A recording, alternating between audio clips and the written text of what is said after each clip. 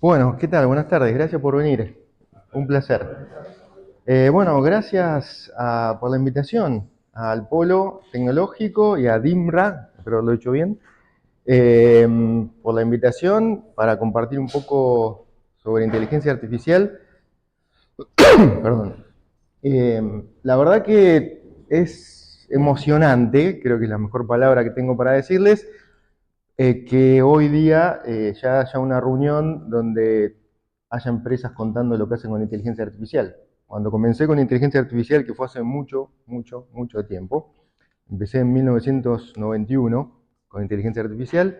En 1992 se creó el grupo de investigación en la Universidad del Sur, en el departamento de matemática, porque todavía el departamento de computación no existía. El departamento se fundó en 1994, así que desde el 92 que hay un grupo que sigue de entusiastas haciendo investigación en inteligencia artificial. Y bueno, en nombre de todos ellos y del Departamento de Computación, gracias por la invitación, ¿sí? A venir acá a contar un poco. Y cuando comenzamos era una cuestión más bien académica, ¿sí? Era una cuestión académica de inteligencia artificial, uno lo veía como algo netamente teórico, las cosas que ocurrían desde el punto de vista práctico estaban muy lejanas en el espacio, ¿no? O sea, ocurrían en otros países y era en esa época bastante difícil tener acceso a el acceso que tenemos hoy de mucha información. Hoy es prácticamente instantáneo, sale un producto y a nivel mundial lo empezamos a probar todos, ¿sí? Es lo que pasó hace muy poco con el producto de OpenAI, con ChatGPT, que de repente lo lanzaron al mercado para que todo el mundo lo use. En un día tuvieron no sé cuánto, 1 millón de usuarios, una cosa así, una locura, y en todo el mundo lo empezaron a usar y fue bastante disruptivo y eh, afortunadamente y simultáneamente desafortunadamente, no sé bien en qué estado emocional, pero afortunadamente mucha gente conoció la inteligencia artificial ahí. O sea, y entonces creo que un poco ese desmistificando, quiero contarles un poco más sobre inteligencia artificial, sobre todo si alguno lo conoció ahí, para que no piense que es solo eso. Pensar que solo eso es malo en dos aspectos. Es un poco injusto para el producto y es un poco injusto para la disciplina. Bueno, bienvenidos. Lo primero que tengo son preguntas. ¿Sí? O sea, soy profesor, me gusta hacer preguntas. ¿Qué va a hacer? O sea, hace muchos años que soy docente, me encanta la profesión de ser profesor. También me gusta mucho la investigación, puedo combinar las dos cosas en la universidad. Tenemos un laboratorio muy grande de inteligencia artificial dentro del Instituto de Ciencias de la Computación, al cual pertenezco, y tenemos un grupo de profesores de computación muy bueno, por suerte, lo cual nos sentimos orgullosos. Entonces, tengo preguntas que pensé que me las iba a acordar de memoria primero y las anoté ahí, las oculté y después dije, no, mejor las voy haciendo, ¿sí? Es para que levanten la mano, o sea que no pasa nada. Entonces, ¿quiénes usan computadora? Levanten la mano. Sí, perfecto. ¿Quiénes la usan para trabajar? Levanten la mano. Ah, muy bien. ¿Quiénes programan? Levanten la mano. Sí, bueno, más de lo que pensaba. ¿Quiénes saben lo que es un algoritmo? Levanten la mano. Bueno, sí, esa. ¿Quiénes desarrollan aplicaciones? Bueno. ¿Quién sabe lo que es un sesgo? ¿Sí? O sea, la palabra sesgo en nuestro idioma, ¿sí? Que no sé cómo llamarlo, si es español o castellano, ¿sí? En nuestro idioma, sesgo. ¿Sí? Una palabra que está hoy día demasiado vinculada con la inteligencia artificial y espero que se lleven un poquito de por qué. ¿Sí? Y de los que desarrollan aplicaciones, ¿quiénes hacen aplicaciones de inteligencia artificial? Bien. Bueno, ¿alguien se anima a decir que es un sesgo? O sea, ¿vieron que hay palabras? Sí, sí, cómo no. Una perspectiva, digamos, Sí, no, por no, ejemplo, no. si vos le haces una pregunta y medio está sesgado, digamos, la base de datos que toma, la pregunta va a Sí, pero ser. vos fuiste a lo técnico. Ah, Te fuiste a lo técnico. No, nuestro idioma, en nuestro idioma uno dice, bueno, pero eso es medio sesgado, eso, vos tenés un sesgo muy grande. Eso lo usamos cotidianamente, ¿sí? A la palabra sesgo. O sea, ¿cómo lo definirían? Una orientación, una inclinación. Una inclinación, una tendencia, ¿sí? El sesgo puede ser positivo o negativo, ¿no? Muchas veces uno lo usa en un sentido negativo, porque no quisiera que estuviera el sesgo, y otras veces lo usa en un sentido positivo. Qué bueno que hay un sesgo. No sé si viene la pregunta ahí, por las dudas no aprieto, la digo. ¿Usted le parece que estamos libres de sesgo en nuestra actividad? No, es imposible. O sea, hay sesgo en todos lados. Hay sesgo en la charla que vamos a dar, hay sesgo en la elección de los participantes que vinieron acá, hay sesgo cuando uno va a la escuela, hay sesgo en la cultura, hay sesgo, depende del momento histórico que vivimos. Siempre hay sesgo. ¿Sí? El tema es tenerlo presente eso, de que hay un sesgo. Bueno, que venía ahí, pero tenía miedo, ¿sí? Yo creo que, no sé si existe algo libre de sesgo.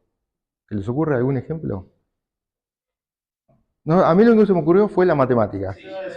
Bueno, genial, ¿sí? La ciencia exacta. La física. La física, vos sabés que no, para mí, eso es una opinión personal. La matemática sí, porque soy muy fan de la matemática, era el departamento de matemática. A mí me parece que en la matemática uno busca la verdad libre de sesgo, o sea, uno busca demostrar las cosas, hacer un sistema que lo demuestre, y en la física, como tiene una parte muy grande experimental de observación, depende, ¿no? La corriente que uno sigue, depende el instrumento que uno usa, depende a qué corriente adhiere de ciertas cosas que no están completamente probadas, entonces por ahí hay un sesgo, ¿sí? En la información, depende quién. La NASA nos libera información sesgada de lo que va descubriendo, ¿sí? Bueno, ¿cuántas veces por día usan la palabra inteligencia? Bueno, ¿usan una vez por día la palabra inteligencia o no? Sí, más de una vez. Uno dice, cotidianamente usa una palabra inteligencia. ¿Se preguntaron alguna vez cómo definir inteligencia? Estoy hablando de inteligencia a secas, humana, ¿eh? ¿Sí? ¿Se preguntaron alguna vez cómo definir? Capacidad de resolver problemas. Sí, la pregunta era si se lo habían preguntado, ¿sí? Y vos no solo te lo preguntaste, sino que te aventuraste con una definición.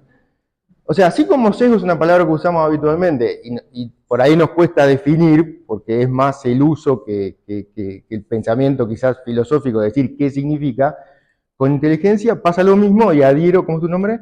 Jorge. Con Jorge, que tiene que ver con la capacidad de resolver problemas. ¿Sí? ¿Que eso es lo que dijiste o no? Sí, me acuerdo bien. Bien. ¿Alguno más se aventura a decir algo más sobre qué es inteligencia? Adaptación. Adaptación. Y aprender. Aprender.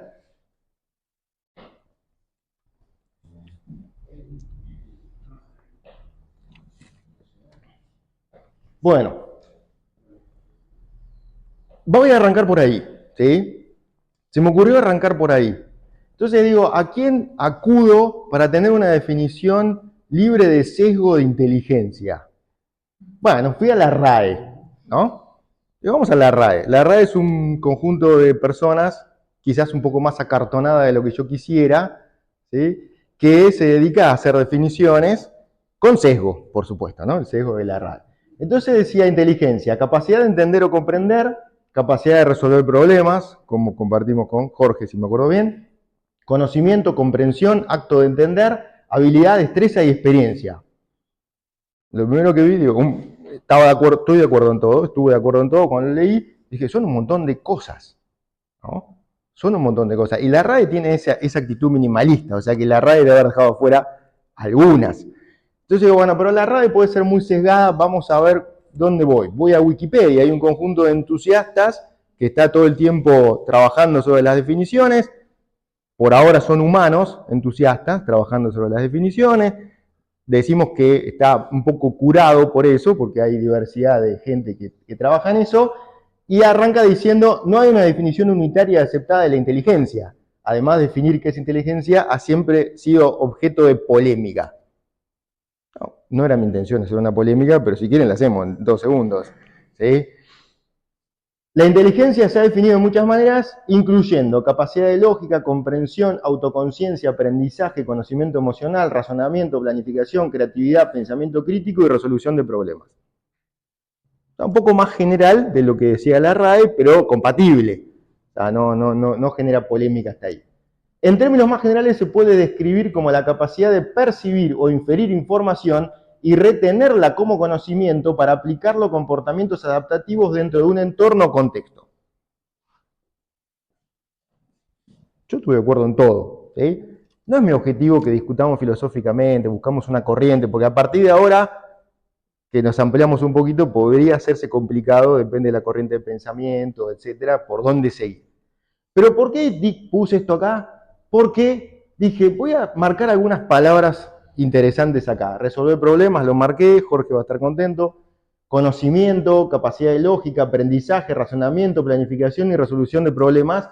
Y los dejé ahí anotados al costado a propósito, porque, un poco para desmistificar, quizás, esto de que por ahí en este momento se está asociando demasiado el concepto de inteligencia artificial con una cosa muy particular, y generalmente, y lo peor de todo, con un producto muy particular, ¿sí? Y aparecen cosas que a los que trabajamos en el área hace mucho tiempo nos produce un cierto malestar estomacal, por decirlo así, ¿sí? Como que empiezan a decir las inteligencias artificiales, ¿sí? Si me dicen los distintos productos, todo bien, ¿sí? Entonces, se me ocurrió hacer una lista, y no lo logré, de las áreas de estudio de inteligencia artificial, que es una disciplina, como van a ver, muy amplia, ¿sí? Resolución automática de problemas es un área de inteligencia artificial y tiene que ver justamente con una característica bien marcada de la inteligencia. Representación del conocimiento y dinámica del conocimiento. Razonamiento e inferencia automática. La palabra automática es muy importante ahí. Hay razonamiento bajo incertidumbre, hay razonamiento basado en casos, hay razonamiento argumentativo. La lista seguía y la tuve que cortar porque digo, tengo poco tiempo para mostrar todo esto. Está el aprendizaje automático, que tiene que ver con el aprendizaje, pero el automático es muy fuerte en el aprendizaje automático. Dentro del aprendizaje automático la lista es enorme, me dejé solamente lo clásico. Puede ser que el aprendizaje sea supervisado, no supervisado por refuerzo, la lista era larguísima, la tuve que cortar. Está el tema de planificación y acción, que es un área muy antigua y muy importante y que dio unos resultados enormes, si no, no habría hoy taxis, ¿no?, sin conductor, ni trenes sin conductor. Está el área de agentes, está el área de sistemas multiagentes, está el área de robótica y se me acabó el espacio ahí con un font medianamente adecuado y la lista sigue, ¿sí? Y es injusta la que puse ahí. Seleccioné cosas que estaban en la definición y no las marqué todas, ¿sí? Entonces, hay varias definiciones interesantes de inteligencia artificial. Y no, así como no hay una única y puede ser tema de conflicto definir inteligencia, ¿sí?, también no hay única definición de inteligencia artificial y en algunos ambientes hasta es motivo de conflicto. Hay dos definiciones que a mí me gustan mucho y esto tiene sesgo. Una es la de un investigador que se llama John McCarthy, que fue el que convocó en 1950 a un grupo de entusiastas a estar 2 meses en Stanford para trabajar sobre algo nuevo que llamaron inteligencia artificial, ¿sí?, pensando que iban a lograr un montón de cosas en 2 meses y no lograron absolutamente nada. Pero cada uno se llevó a su universidad de vuelta las preguntas, ¿sí?, que es el motor de la investigación. Y McCarthy dice, es la ciencia e ingeniería de construir artefactos inteligentes, en especial programas inteligentes de computadora. También se relaciona con el uso de computadoras para entender la inteligencia humana. Y Patrick Winston dice, es el estudio de los procesos computacionales que hacen posible percibir, razonar y actuar. Entonces, un área que tuvo un desarrollo enorme a partir de los años 90 fue el área de los agentes, de pensar, ¿sí?, a la inteligencia artificial como un agente, ¿sí?, como un agente, como somos nosotros, se desenvuelve en el mundo y cómo podríamos hacer un agente sintético ya sea robótico, físico o de software, que se pueda desenvolver en el mundo o en un entorno acotado y tenga ciertos rasgos de inteligencia. Entonces, un agente es una entidad computacional autónoma que puede percibir su entorno a través de sensores y actuar en ese entorno utilizando efectores. La palabra agente no es random, sino que viene del latín hacer, actuar. Viene de ahí. Y tengo un video casero del cual pido disculpas de antemano porque no tiene buen audio ni nada. Esto a ver si lo encuentro rápidamente. Acá está. Ahora lo tengo que trasladar para acá. Lo tengo que agrandar. Este es un agente, es un robot de delivery.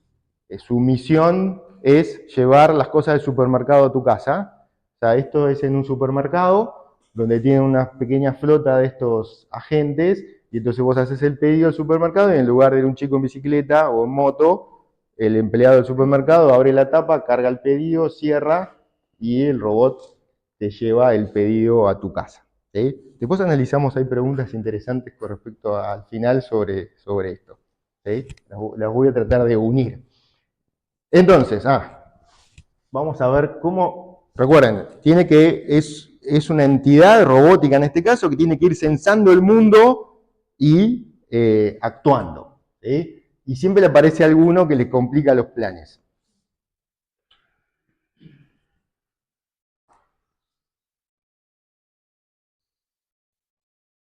Claramente sus planes eran seguir por ahí y yo me le interpuse en el camino para ver qué pasaba. Me dio un poquito de temor porque es más grande de lo que yo pensaba. ¿Sí?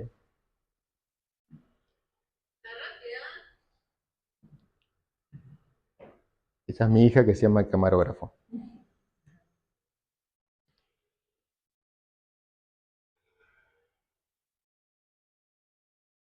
Con la cámara se alcanzan a ver unas lucecitas ahí que en realidad son los sensores que están continuamente ahí, estarán tomando decisiones, ¿no? De qué hacer.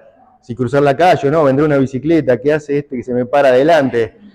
El de amarillo estará llamando a la flota, tienen que eliminar al de amarillo.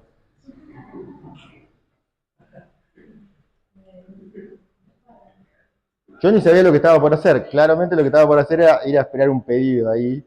Y se iba a estacionar al lado del otro y viene el de amarillo y se le pone al de adelante. Yo dije, a ver hasta dónde va a funcionar. Bueno, no. Quise que quisiera para adelante, pero no lo hizo. Sí, se ofendió, exactamente.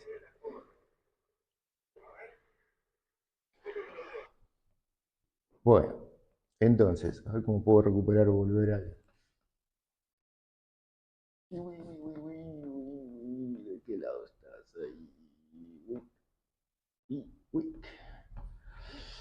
Bueno, entonces, el agente tiene que percibir y actuar. Y todo eso constantemente. ¿No? Constantemente tiene que percibir y actuar. ¿Sí? La forma que percibe y actúa no es como los humanos. ¿Sí? O sea, es interesante cómo uno utiliza las metáforas para resumir y poder transmitir conocimiento. Entonces, ¿ustedes se acuerdan algunos que en una época cuando la computadora en vez de tener un redondelito que giraba, tenía como un reloj de arena, ¿sí? Que giraba? Y cuando aparecía el reloj de arena, la mayoría de la gente, ¿qué decía? Está pensando. O sea, qué metáfora loca, ¿no? Porque no estaba, obviamente, nadie se creyó nunca que estaba pensando, ¿no? Lo que pasa es que, claro, cuando uno se pone a pensar, tarda tiempo en pensar. Entonces, cuando algo está tardando, uno lo metaforiza, si es que existe decirlo así, en está pensando, cuando en realidad no estaba pensando nada, simplemente estaba tardando. Uno decía, está tardando, ¿no? ¿Por qué pasaba eso? No sé. Bueno, esas metáforas son complicadas porque también pasan con aprender. ¿Sí? Voy a intentar transmitirles un poco lo que significa aprender y descubrir si tiene mucho o poco que ver con el aprendizaje de los humanos. ¿Sí? Entonces, una de las cosas que me gustaría que se lleven es que hay un montón de áreas que ataca cada uno de los problemas vinculados con la inteligencia, y otra es que, por simplificar, tanto gente que está en el área como gente que no lo está, muchas veces usamos términos sin definir completamente, y cuando decimos la computadora aprende, si uno no define concretamente, lo que va a pensar la otra persona es que aprende como sabe que aprendió esa persona, ¿sí? O aprenden los humanos, ¿sí? Y eso no es del todo correcto. Hasta cierto punto la metáfora está buena, pero en algunos puntos pasa como él está pensando, ¿sí? Algunos se creyeron que estaba pensando cuando en realidad no estaba pensando. Bueno, lo cual es injusto que pase eso, ¿sí? Porque genera una expectativa por ahí que no se va a cumplir de ninguna de las dos partes. Bueno, entonces, esta gente percibe y actúa en su entorno y para eso requiere un montón de soluciones a pequeños problemas que le van apareciendo. Por ejemplo, ¿qué hace con el conocimiento que va recibiendo? O sea, ¿cómo toma decisiones? ¿Cómo saca conclusiones? O sea, es completamente reactivo y tiene la reacción programada para todo lo posible. Yo le pregunté quién había programado. Si ustedes intentan, y créanme que mucha gente lo intentó, programar en el sentido tradicional para todas las cosas que pueden ocurrir, qué hacer, ¿sí? O sea, hacer un algoritmo, ¿sí? Hacer un algoritmo que para cada cosa que puede suceder, ver qué hacer, créanme que se torna casi imposible, ¿sí? O sea, por ejemplo, que aparezca uno de amarillo, no, por ahí no estaba programado, sin embargo frenó, ¿sí? Recuerdo cuando me subí la primera vez a un tren sin conductor, que en realidad no sabía que era sin conductor, y después de andar mucho tiempo en el tren me dijeron, ¿sabes qué es sin conductor? No. ¿Y tuvieron algún problema? No, anduvo más o menos bien. Una vez unos hinchas de fútbol tiraron una heladera a las vías y se la chocó. Tuve una semana sin subirme después, ¿no? Con cierto temor. Después me volví a subir. Entonces, claramente hay que buscar otras soluciones y todas estas áreas de inteligencia artificial empezaron a dar frutos, ¿sí? Un poco retroalimentadas por los problemas que se iban generando. Los problemas que se iban autogenerando, muchas veces en investigación, para avanzar nos autogeneramos problemas que queremos resolver, aunque no sea un problema que se pueda resolver, solo por el efecto de poder investigarlo, y a veces resolvemos se hace investigación para resolver problemas concretos que de otra manera no se podían resolver. Entonces, inteligencia artificial y todas sus subáreas empezaron a resolver problemas de la propia inteligencia artificial, de computación, de otras áreas de la ciencia y empezaron a resolver problemas de la vida cotidiana, ¿sí? A veces resuelven un problema que no era necesario resolver, pero bueno, eso pasa con todas las cosas, ¿no? Bueno, entonces, un tema que hay que resolver en algunos de estos problemas es qué hacer con el conocimiento que viene y cómo razonar acerca de ese conocimiento, ¿sí? Para no tener que tener todos los casos programados que hacer, porque después aparece uno que no estaba programado y la gente no hace nada. O sea, no es que no sabe qué hacer y dice, uy, no sé qué hacer, y se pone a pensar. No, a lo sumo tarda y después choca, ¿no? O lastima a alguien, que no es lo que debería pasar. Entonces, una de las soluciones es tener un sistema basado en conocimiento que generalmente se define con 3 módulos, una interfase que se comunica con el entorno y absorbe cómo va a recibir la información y cómo va a dar la información. Por ejemplo, en este caso podría tener cámaras del robot de delivery, cámaras que van tomando información, otros sensores de proximidad, podría ser hasta un sensor acústico tipo los murciélagos, no necesita tener luz ni siquiera para saber que hay un obstáculo adelante, todas esas capacidades de sensado y después de tomar una decisión, tener una interfase para, por ejemplo, pedir permiso, tocar bocina, frenar y todas las acciones que sea capaz de hacer, abrir la puerta para que saques el pedido, ¿no? Cuando llegó a tu casa. Y eso está en sintonía con una base de conocimiento que va almacenando el agente a medida que va transcurriendo su actividad. La cuestión es, ¿cómo almacenar? Empiezan a aparecer preguntas, ¿cómo almaceno ese conocimiento? Texto, estructurado, ¿cómo lo guardo? ¿Cómo hago la dinámica? Si aparece conocimiento nuevo, yo tenía un obstáculo y ahora no está más. Saco lo que tenía, todo cada una de esas pequeñas preguntas está dentro de esto que se llama dinámica del conocimiento y abre una línea de investigación. ¿Sí? Y ideas, investigación, ideas. ¿Sí? ¿Qué hacer con el conocimiento cuando llega? ¿Qué hago con el viejo? ¿Reemplazo lo nuevo? ¿Siempre es mejor? ¿O puede ser que algo viejo tenga prioridad sobre lo nuevo? ¿Tengo que guardar una etiqueta de tiempo? Empiezan a aparecer investigación, ideas, investigación, y algunas andan bárbaro, y otras, nada, son superadas. ¿Sí? Y después que tengo el conocimiento, ¿cómo saco conclusiones nuevas de ese conocimiento? O sea, podría ser simplemente que el conocimiento de la gente es lo que guardó en su base de datos y solamente sabe eso, o podría inferir cosas. Entonces le da una capacidad de poder sacar conclusiones sobre lo que fue observando el mundo. ¿Sí? Inclusive las reglas que va de inferencia podrían ser reglas que le da otro agente. Y entonces aparece lo que yo puse acá como sistemas multiagentes. ¿Qué pasa si un agente le da reglas a otro agente? O le da información, en lugar de que el otro dé vuelta a la esquina y descubra que está cerrado, o que hay un perro que no te deja pasar, le dice, ¿no? Le da la regla de conclusión, la que sacó, y el otro agente no va por ahí. ¿Sí? Bueno, y esa es una de las áreas que da resultados para sacar conclusiones, tomar decisiones, que tiene una cualidad muy interesante, que es que si le preguntás a la gente por qué tomó esa decisión, como la gente usó conocimiento explícito que fue recabando y reglas de inferencia explícita que fue o recabando o fue programado, entonces la gente te puede explicar por qué tomó esa decisión.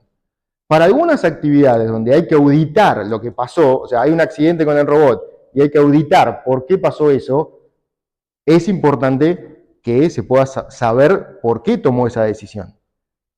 De hecho, es tan importante que la Comunidad Europea hace unos años postuló que cualquier sistema que iba a dar una recomendación o iba a ayudar a una persona a tomar decisiones sobre lo que fuera, tratamiento médico, invertir en la bolsa, de cosas pequeñas a cosas complicadas, tenía que poder dar una explicación de por qué había llegado a esa conclusión para que la persona sepa en base a qué información estaba ayudándolo a tomar una decisión. ¿Sí? Porque para la Comunidad Europea las personas están por encima de las cosas.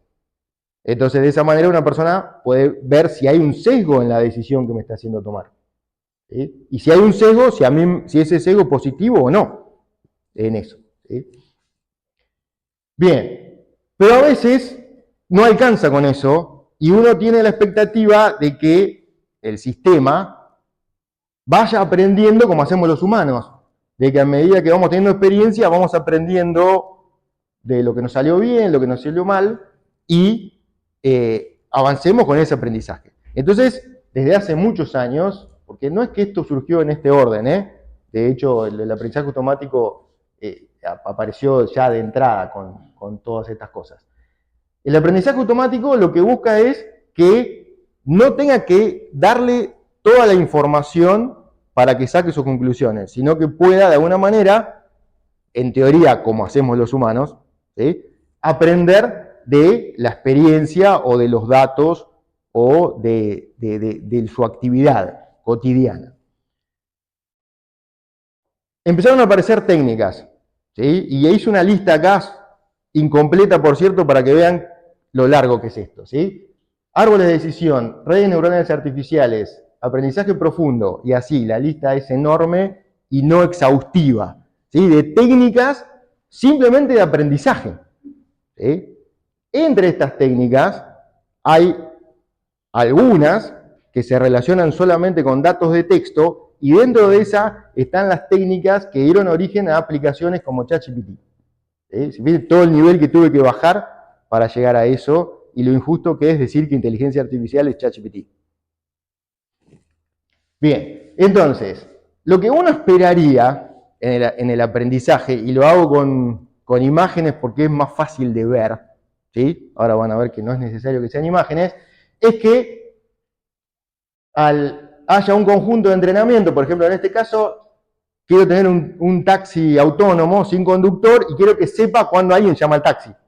Entonces, al programa autónomo, le digo, fíjate, esta llama al taxi, estos no llaman al taxi y este llama al taxi, ¿sí? Tendría que haber puesto más imágenes, pero iban a quedar tan chiquititas que no las iban a ver, ¿sí? Ahora imagínense que atrás de esta hay miles, ¿sí? O capas así de imágenes donde están las que llaman al taxi y las que no llaman al taxi. Entonces, la idea sería que de ver todas esas imágenes, sabiendo que esto llama al taxi, que esto no, por eso se llama aprendizaje supervisado, de alguna manera encuentre algún patrón que le permita aprender cuándo llama un taxi y cuándo no. ¿Sí? Entonces, no tenga que explicarle el concepto de mano, el concepto de levantada, el concepto de que puede estar saludando, no sería una mano llamando a un taxi, etc. Entonces, la idea sería que, si ve esta imagen que no vio antes, pueda inferir, predecir si está llamando un taxi o no, y si ve esta otra imagen que nunca vio antes, ¿sí? Pues la idea es que sea una que no vio antes. O sea, porque si no, lo único que aprendería es, si aparece esta chica vestida así y levanta la mano con ese fondo, está llamando al taxi. Y no nos serviría, ¿sí? Bien, entonces, empiezan a aparecer preguntas como, ¿cuántos datos necesito? ¿Qué datos? ¿Qué sería un sesgo? Entonces, van a coincidir inmediatamente que con 5 imágenes no lo vamos a hacer. El tema es cuánto necesitamos. Y el tema es qué tipo de datos. O sea, si siempre le pongo imágenes de personas que no usan sombrero, por ejemplo. Después aparece un tipo con sombrero y no está llamando al taxi. O si siempre le pongo imágenes de hombres. Una mujer llama al taxi y no lo reconoce. O siempre le pongo imágenes de jóvenes. O siempre, entonces, tiene que ser muy equilibrado ese conjunto de imágenes, ¿sí? Ese conjunto de datos. Entonces, la idea es que yo le dé un conjunto enorme, por ejemplo, de señales de tránsito, para que después el taxi no sepa cómo comportarse, encuentre un patrón ahí, y después yo le dé algo que nunca vio antes, y me responda, es una señal de tránsito. Y le aparezca un conejito y me diga, no es una señal de tránsito. Ahora, de repente, yo le pongo esta señal, esta imagen, yo dije señal, pero no sabe que es una señal, ¿sí? Le aparece esa imagen y me dice, no es señal de tránsito. ¿Y puede pasar o no? O sea, quizás porque nunca apareció algo octogonal, eran todos círculos, triángulos, o vas a saber quién. El tema es que, ¿cuántos fallos estamos dispuestos a aceptar? Porque en este aprendizaje hay una probabilidad que él haga las cosas bien y una probabilidad que haga las cosas mal. Lo bueno es que yo puedo estudiar antes de terminar de dar el modelo cuál va a ser la probabilidad de éxito. ¿Cuánta confianza puedo tener en ese aprendizaje? De eso se trata Machine Learning, que es un área de inteligencia artificial, donde usa mucho la estadística para poder tener este tipo de respuestas. Bueno, yo estuve entrenándose y ¿cuánta confianza le puedo tener? ¿Lo testeaste con un conjunto suficientemente significativo? Porque si lo testeás con los mismos datos que le diste, obviamente, lo van a encontrar todos. ¿Tuviste sesgo en esos datos? Entonces, los datos de entrenamiento son muy importantes para el aprendizaje. Son el combustible que alimenta ese aprendizaje. Y el resultado de aprendizaje muchas veces va a ser tan bueno como los datos de entrenamiento. Y el tipo de dato de entrenamiento utilizado puede afectar significativamente la precisión y la eficacia del modelo. Los datos pueden ser imágenes, audio, video, texto, el lenguaje natural. ¿Sí? ¿Quiénes de ustedes han usado ChatGPT alguna vez, aunque sea para babear? ¿Sí? Bueno, los datos de aprendizaje es texto. ¿Sí? Y cuando uno dice que alucina, en realidad se equivoca. ¿Sí? Alucinar es una metáfora. Alucinar inclusive es algo interesante, parece creativo. ¿sí? Pero en realidad se equivocó. Había una chance de que diera una respuesta equivocada, y la dio, ¿sí? Y también puede ser datos tabulares. Por ejemplo, acá hay unos datos que inventé yo para mostrar en clase. Yo quería que tener un agente que me predía qué impresora iba a usar, ¿sí? Entonces, yo tengo una chorro de tinta, que ya casi no uso en mi oficina, y una láser conectada en red. Entonces, depende la hora del día, el día, las páginas, todo, yo quería que se entrenara para, en lugar de yo ponerla una impresora y después cambiarla, ¿no? Vieron que ustedes en el sistema operativo le ponen una impresora default, yo quería que, en función de lo que yo iba a hacer, me sugiriera ya la impresora correcta, ¿sí? Entonces, el algoritmo de aprendizaje lo que hace es definir el método o procedimiento particular que se va a usar a partir de los datos y obtener como resultado un modelo. En este caso, el modelo es uno muy particular, que es un árbol de decisión, que lo que hace es condensar toda esta información de entrenamiento en una estructura matemática, o sea, un modelo. O sea, el algoritmo lo que hace es agarra datos y genera un modelo, o sea, una imagen simplificada de la realidad de esos datos. Si esos datos son lo suficientemente cercanos a la realidad, mi modelo va a ser lo suficientemente cercano a la realidad. Entonces, el chiste ¿dónde está? En que yo ahora tengo ese modelo, le doy algo nuevo que no veo nunca antes, y el modelo me tiene que intentar predecir lo que hubiera hecho yo. Por ejemplo, le doy es un día de semana, a la mañana, tiene muchas páginas, etcétera, etcétera, y el modelo va a recorrer esta estructura y me va a decir me va a predecir que yo hubiera usado la láser. Le mostré esto porque es fácil de ver, porque en realidad la mayoría de los modelos que actualmente están teniendo más éxito utilizan otra estructura, que son las redes neuronales artificiales. ¿Por qué hago énfasis en artificiales? Porque asumo que todo el mundo sabe lo que es una neurona natural, ¿no? Una neurona en el cerebro, ¿sí? La metáfora es que las redes neuronales están formadas por neuronas artificiales, y en la metáfora todo bien, pero no son neuronas en el sentido biológico, y las redes neuronales artificiales no son redes en el sentido biológico. Y la forma en que aprende una red biológica, no sé si se sabe. Entonces, no pensemos que es de esta manera. ¿Sí? Quizás sí, pero es un poco osado. ¿Sí? ¿Sobre eso qué? Sobre las neuronas, como estaba haciendo un sistema para utilizar. Sí, hay que tener cuidado con las noticias, la fuente, el sesgo, ¿sí?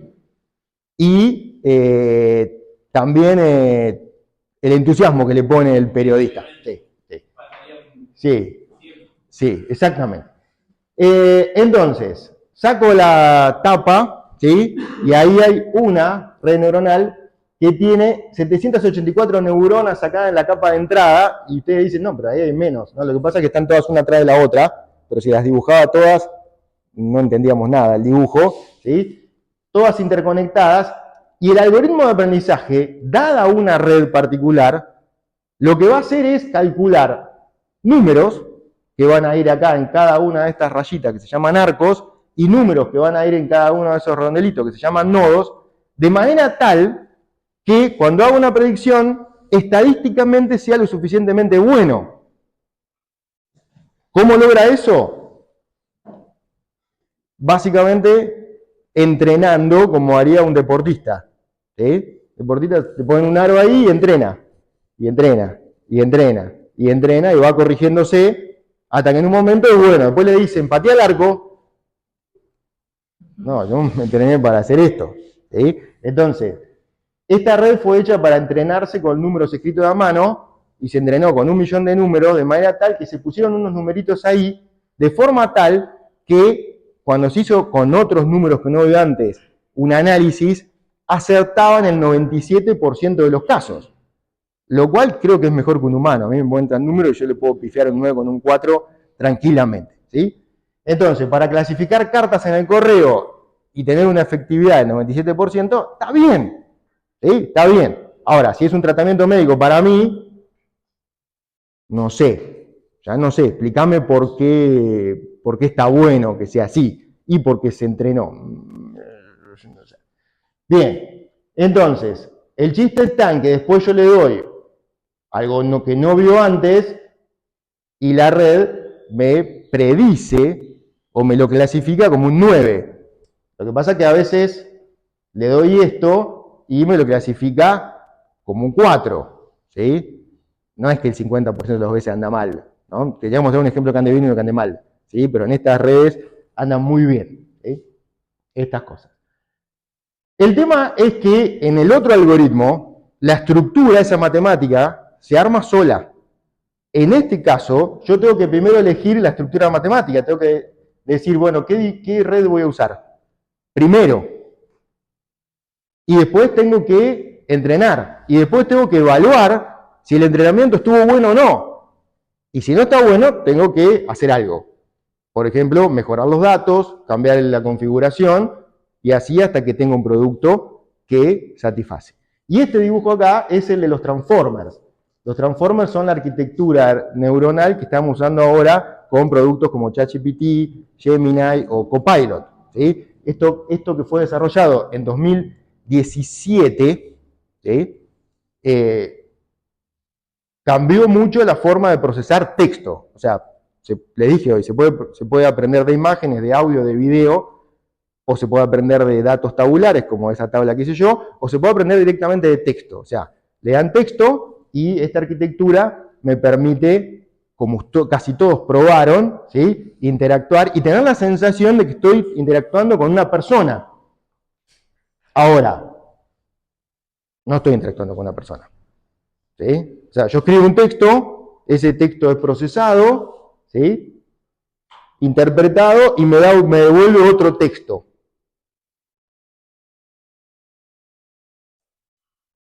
Que el modelo que hizo eso, ¿entendió lo que estaba haciendo? No. O sea, agarró el modelo que agarra una imagen y me dice, llama un taxi o no entendió el concepto de mano, no entendió el concepto de levantando, no el concepto de estoy apurado, no entendió, simplemente fue eficiente en detectarlo. Le escribo un texto, me devuelve un texto, ¿sí? Lo que leí el otro día que me preocupó un poco es que mientras esté entrenado con datos de humanos, anda muy bien.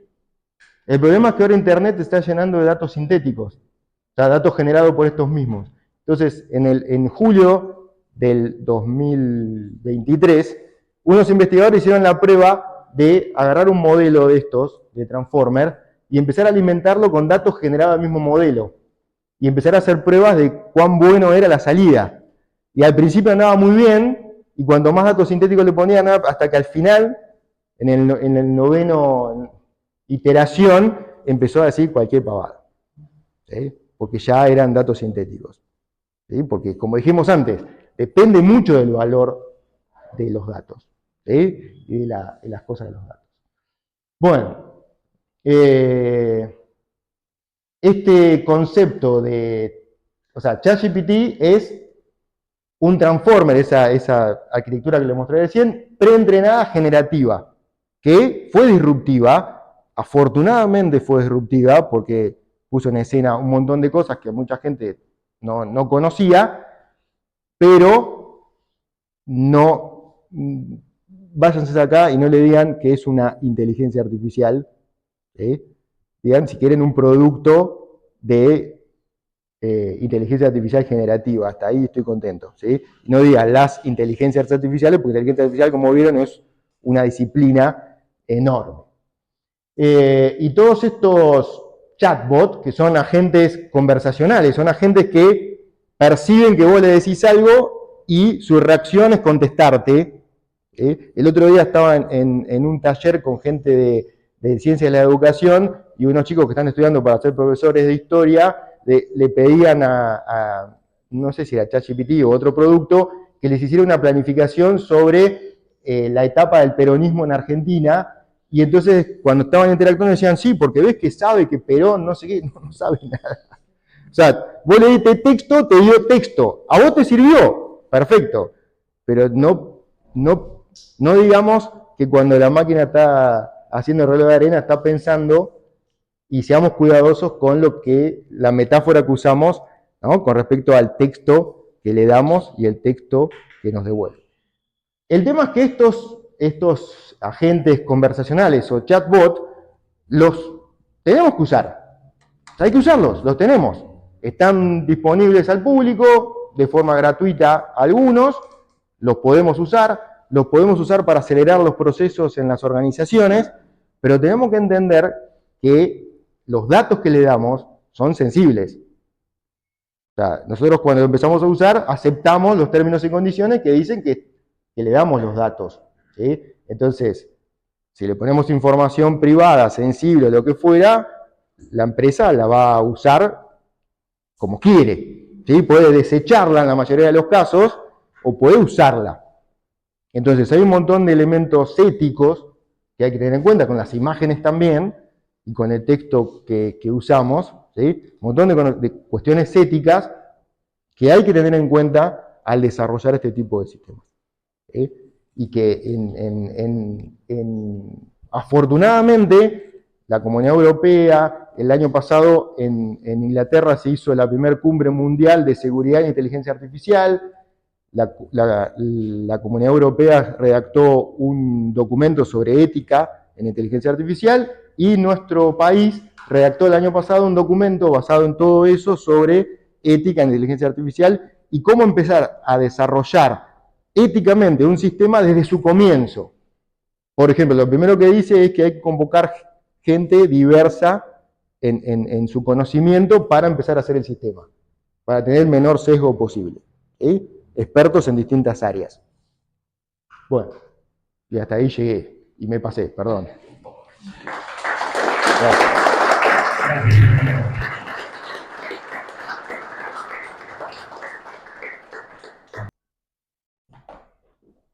Bueno, les voy a contar un poquito.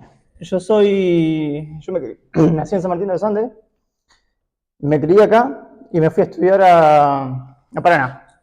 Yo soy bioingeniero, no tengo nada que ver con el software en principio, pero cuando arranqué a estudiar, básicamente las dos materias que me llamaban la atención eran inteligencia artificial y robótica. Y bueno, soy afortunado y hoy trabajo de eso.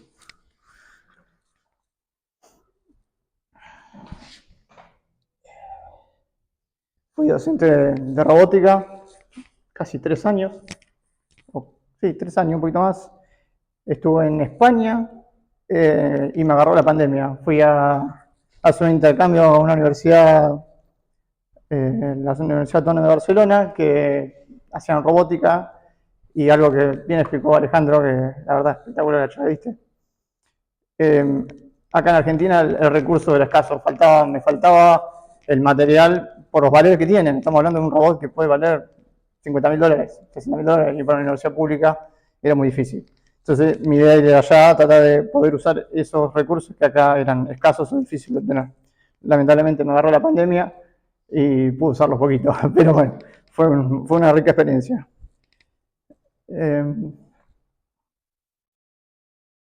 Lo que vengo a contarle acá es qué hacemos en Aikon. En Aikon nos basamos en aplicar tecnología a la ciudad y tratar de crear lo que hoy se conoce y se nombra mucho como Smart Cities. Las Smart Cities hoy ya es un término que se habla mucho, y la idea es facilitar la vida de los ciudadanos, ¿no? El primer caso que le vengo a contar es una de las técnicas que nombró Ale. Esto era una aplicación que nosotros teníamos en LATAM, que era para el seguimiento de la tripulación. La idea era que una combi vaya a buscar toda la tripulación necesaria para un vuelo en el tiempo coordinado y justo para que el vuelo no se atrase. Entonces, en ese momento estábamos usando un servicio pago y había que tratar de reemplazarlo porque estos muchachos un día se levantaron y dijeron les voy a cobrar el doble. Entonces, bueno, surgió la idea de empezar a aplicar técnicas de inteligencia artificial, y lo que hicimos fue aplicar técnicas de clustering que agarraba todo el grupo de tripulación y los agrupaba. cada uno de estos grupos de colores era el destino de cada uno de los vehículos. Tenía que levantar cada uno de estos grupitos. Entonces, con eso hicimos mucho más eficiente la ruta de cada uno de estos choferes para poder cumplir con los tiempos que demandábamos, ¿no? El siguiente caso que les vengo a mostrar es lógica difusa. A diferencia del anterior, no se alimenta de los datos, o sea, no aprende. Pero sí puede tomar, de alguna forma, algo que en computación es complicado, hablar de términos subjetivos. En lógica difusa, por ejemplo, la validación en este caso era para los choferes de nuestra aplicación, que es, bueno, ya está en Bahía Blanca, es Wi-Fi, que es una aplicación de riding y para poder, tipo Uber, vamos a pelearnos con ellos un poquito. Entonces, la validación es la validación del chofer y la distancia es qué tan lejos está. Entonces, en términos de palabras humanas, uno diría, bueno, si el chofer está bien valorado, o sea, tiene, ponerle 5 estrellas, y la distancia es corta, asignámelo con una probabilidad alta. Y viceversa, si la validación es mala, tiene 1 o 2 estrellas, la verdad que, y la distancia, por más que se acerca, no lo quiero. O sea, tíramelo para el fondo de la lista. Y con esta técnica logramos, que es algo muy interesante, sobre todo para los modelos de negocio, definir en términos lingüísticos, en reglas como si está cerca y está bien valorado, la probabilidad sea alta o baja, ¿no? Y con esto tenemos una parte del modelo de negocio de este producto definido con esta técnica de lógica difusa, que es una técnica de inteligencia artificial muy antigua y basada en matemática bastante complicada. Pero cuando uno lo lleva a cabo, andan bastante bien y estamos muy conformes con esto, ¿no? Ahora, en este caso, es un producto que tenemos en vivo, está en Tandil en este caso. Nosotros le ofrecemos a la ciudad de Tandil el servicio de estacionamiento, ¿no? Medio de pago, y entre los cuales está también que tenga que fiscalizar los estacionamientos, saber quién efectivamente abre estacionamiento y quién está en infracción o no. Entonces el cliente los pidió tratar de mejorar la tasa con la que los fiscalizadores trabajan. O sea, hasta el momento es una persona que va caminando y va anotando y va yendo al parquímetro y se fija si el auto está estacionado o no, si pagó o no pagó. Entonces, la solución que ofrecimos fue, bueno, vamos a hacer una aplicación donde lo único que tenga que hacer es enfocar el auto y el sistema solo, o sea, dentro del teléfono están corriendo 2 modelos de redes neuronales, como las que nombró Alejandro, y él detecta que hay un auto, inclusive detecta si está viendo la parte de atrás y la parte de adelante, busca la patente, por así decirlo, y después de que encuentra la patente, trata de extraer las letras que encuentra, ¿no? Y acá lo que estoy mostrando es un fragmento de la aplicación. Abajo es algo que estamos haciendo en el día a día, que es darle al modelo los ejemplos que necesita para aprender. En el de abajo, ¿no? Entonces, lo que hicimos, aparte aprovechando que los modelos tienen un sesgo, el modelo que empezamos estaba entrenado con un dataset que encontramos público y agregamos algunas nuestras que fuimos haciendo, pero armar un dataset lo suficientemente bueno para que la eficacia sea muy buena es muy complicado. Lleva mucho tiempo. Entonces, bueno, llegamos a un punto de confianza que nos creíamos que podíamos aceptar y tolerar y lo largamos al campo. Entonces el fiscalizador ahora lo escanea y cuando se equivoca un 8 con una B, un 0 con una O, lo corrige. Y eso lo vamos guardando en una base de datos. Entonces ahora lo que estamos haciendo es automáticamente tomar todos estos datos después de que los corrigió o los verificó un humano, que eso todavía hay que hacerlo, se regenera un modelo y se vuelve a actualizar. Entonces, como desde el lado del usuario, el sistema está aprendiendo. Pero siempre hay un humano en el medio que le está diciendo realmente que lo que está aprendiendo está bien o no. Y lo que quiero mostrar arriba a la derecha es que es algo muy importante también cuando uno larga un producto de este tipo al mercado, que hay que monitorearlo, porque como están los sesgos y se puede equivocar, uno tiene que estar viendo que si se equivoca o no y detectarlo a tiempo, porque en este caso no es grave, más allá de que pueden infraccionar a alguien cuando no está, pero depende de las aplicaciones, una equivocación es importante corregirla lo antes posible o dictarla, ¿no? Como él decía, la imagen de pare, si no paró y el auto siguió, estamos en problema. Entonces, ese tipo de cuestiones forma parte de largar un producto al mercado. No solamente encontrar los datos, armarlos, entrenar el modelo, hacer todo el código que envuelve a este modelo para que parezca una aplicación o algo que sea útil, y luego tenés que monitorearlo. Y ese ciclo se repite, cada uno se realimenta del siguiente y del anterior, y es un bucle de nunca acabar, porque uno lo que necesita es que esto evolucione también de algún modo, que se vaya corrigiendo. Lo que tiene interesante es que el modelo de inteligencia artificial está corriendo dentro del teléfono, que no es una cosa menor. El ChatGPT y la mayoría de estos modelos están corriendo en la nube. Hay servidores gigantes, capaz que han visto alguna imagen de los servidores que ofrecen estos monstruos como OpenAI, Google, servidores gigantes. En este caso necesitamos algo que sea rápido, eficiente y que le agilice la tarea al inspector. Entonces tuvimos que no solo entrenarlo, sino que después optimizarlo, comprimirlo a la mínima expresión, si se quiere, para que el teléfono sea capaz de ejecutar estos modelos en tiempo real.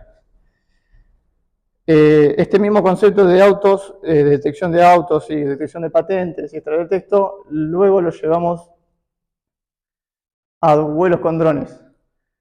El video de arriba es en Miami, el de abajo es calle Pondó, casi Estomba. El de arriba, la necesidad era, bueno, similar, había que detectar los autos, no era fiscalización, pero además en el marco de un hotel que necesitaba tener control de acceso, había visitantes que iban y no se registraban, todo ese tipo de cuestiones. Bueno, entonces, como los parking en Estados Unidos, yo no he ido, pero según me han contado, son enormes, el dron era una solución que tenía elegancia, porque aparte uno puede programarle los vuelos, hacer los vuelos autónomos, hay ciertas limitaciones como el tamaño del dron, etc. Pero bueno, llevamos el concepto del dron. En este caso es parecido a lo que nombré antes, esto está en la nube. O sea, el dron va, graba, llega a su base, sube el video a internet y el modelo se corre en la nube.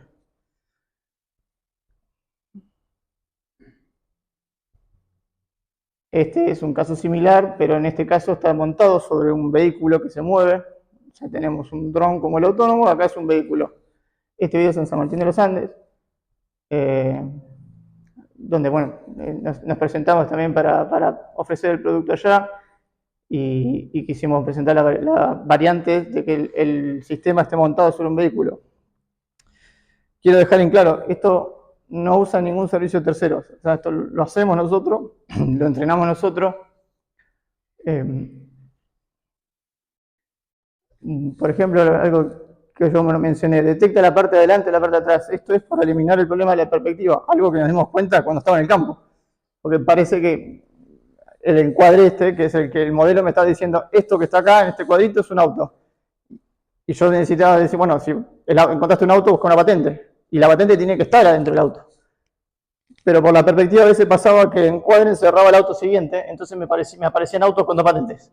Y ahí ya tenía un problema. Entonces le enseñamos al modelo, dando el ejemplo, haciendo ese trabajito de explicarle, ya las metáforas que nombraba Ale, de qué es la parte de atrás y qué es la parte de adelante, pudimos solucionar este problemita.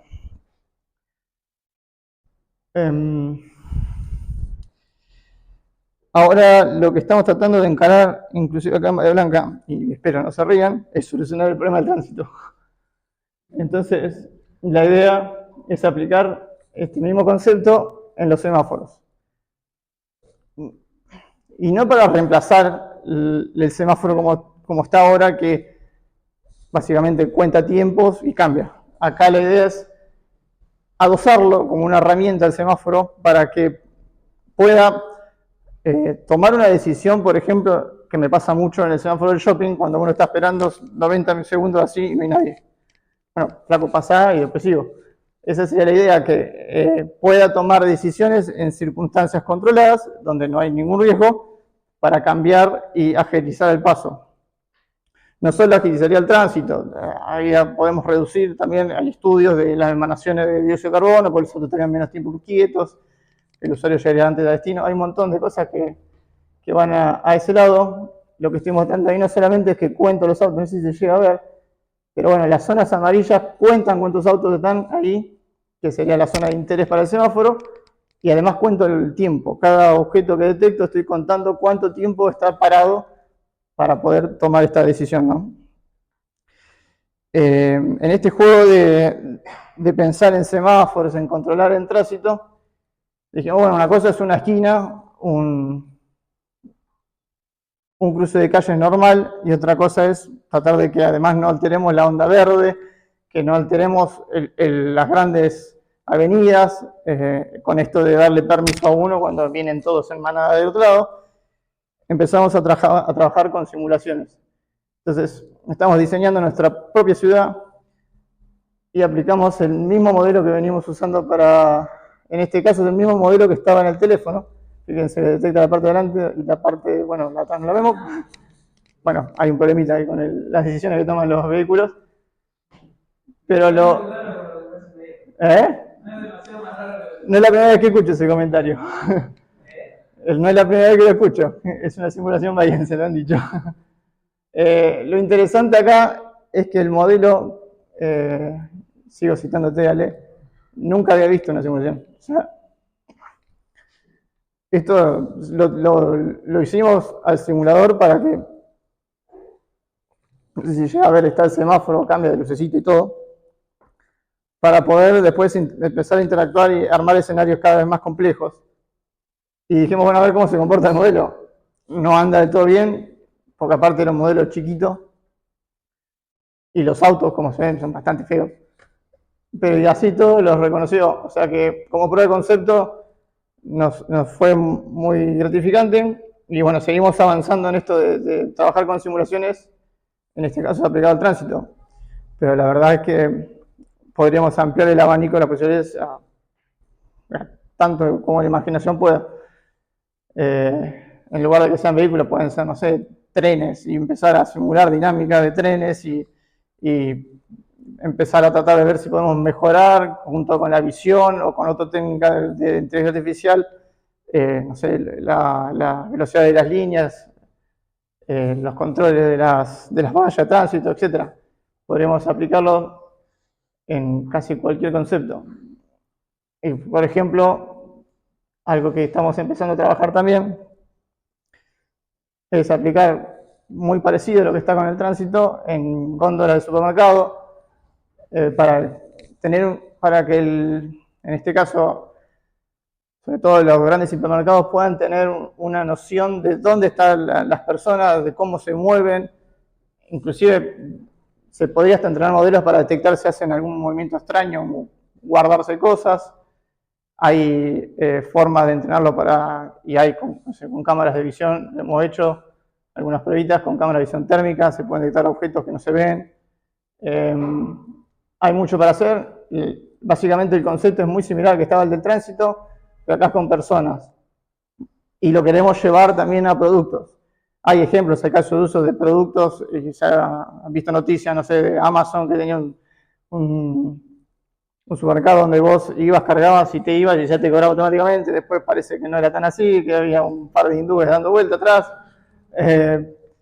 Pero la idea es que es posible, queremos trabajar con estos supermercados y llevar este concepto a las cajas, no para reemplazar al cajero, que bueno, después lo podemos discutir también más en las siguientes preguntas, sino para ayudarlo, porque hay algo que pasa en los supermercados, es que cometen errores los cajeros y se les pasan productos o le hacen el favor de un amigo.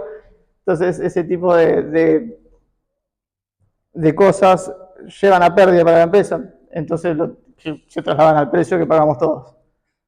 Entonces queremos aplicar estas técnicas también en eso. Lo que quiero mostrar también en todos estos ejemplos es que nos podemos adaptar a la necesidad del cliente. O sea, uno de los problemas más importantes para un ingeniero es detectar el problema. Entonces, si a nosotros nos vienen con el problema, ya nos solucionamos una parte y nos dedicamos a pensar la solución. Y para mí, y los que trabajamos en esto, en Acon, la inteligencia artificial pasa a ser una gran caja de herramientas que te ayuda a solucionar problemas.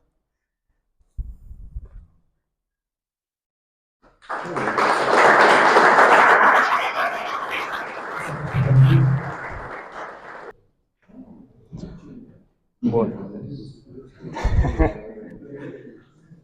Creo que voy a ser el que menos tiempo tiene.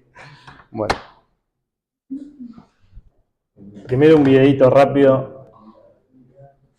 A ver si se ve. No.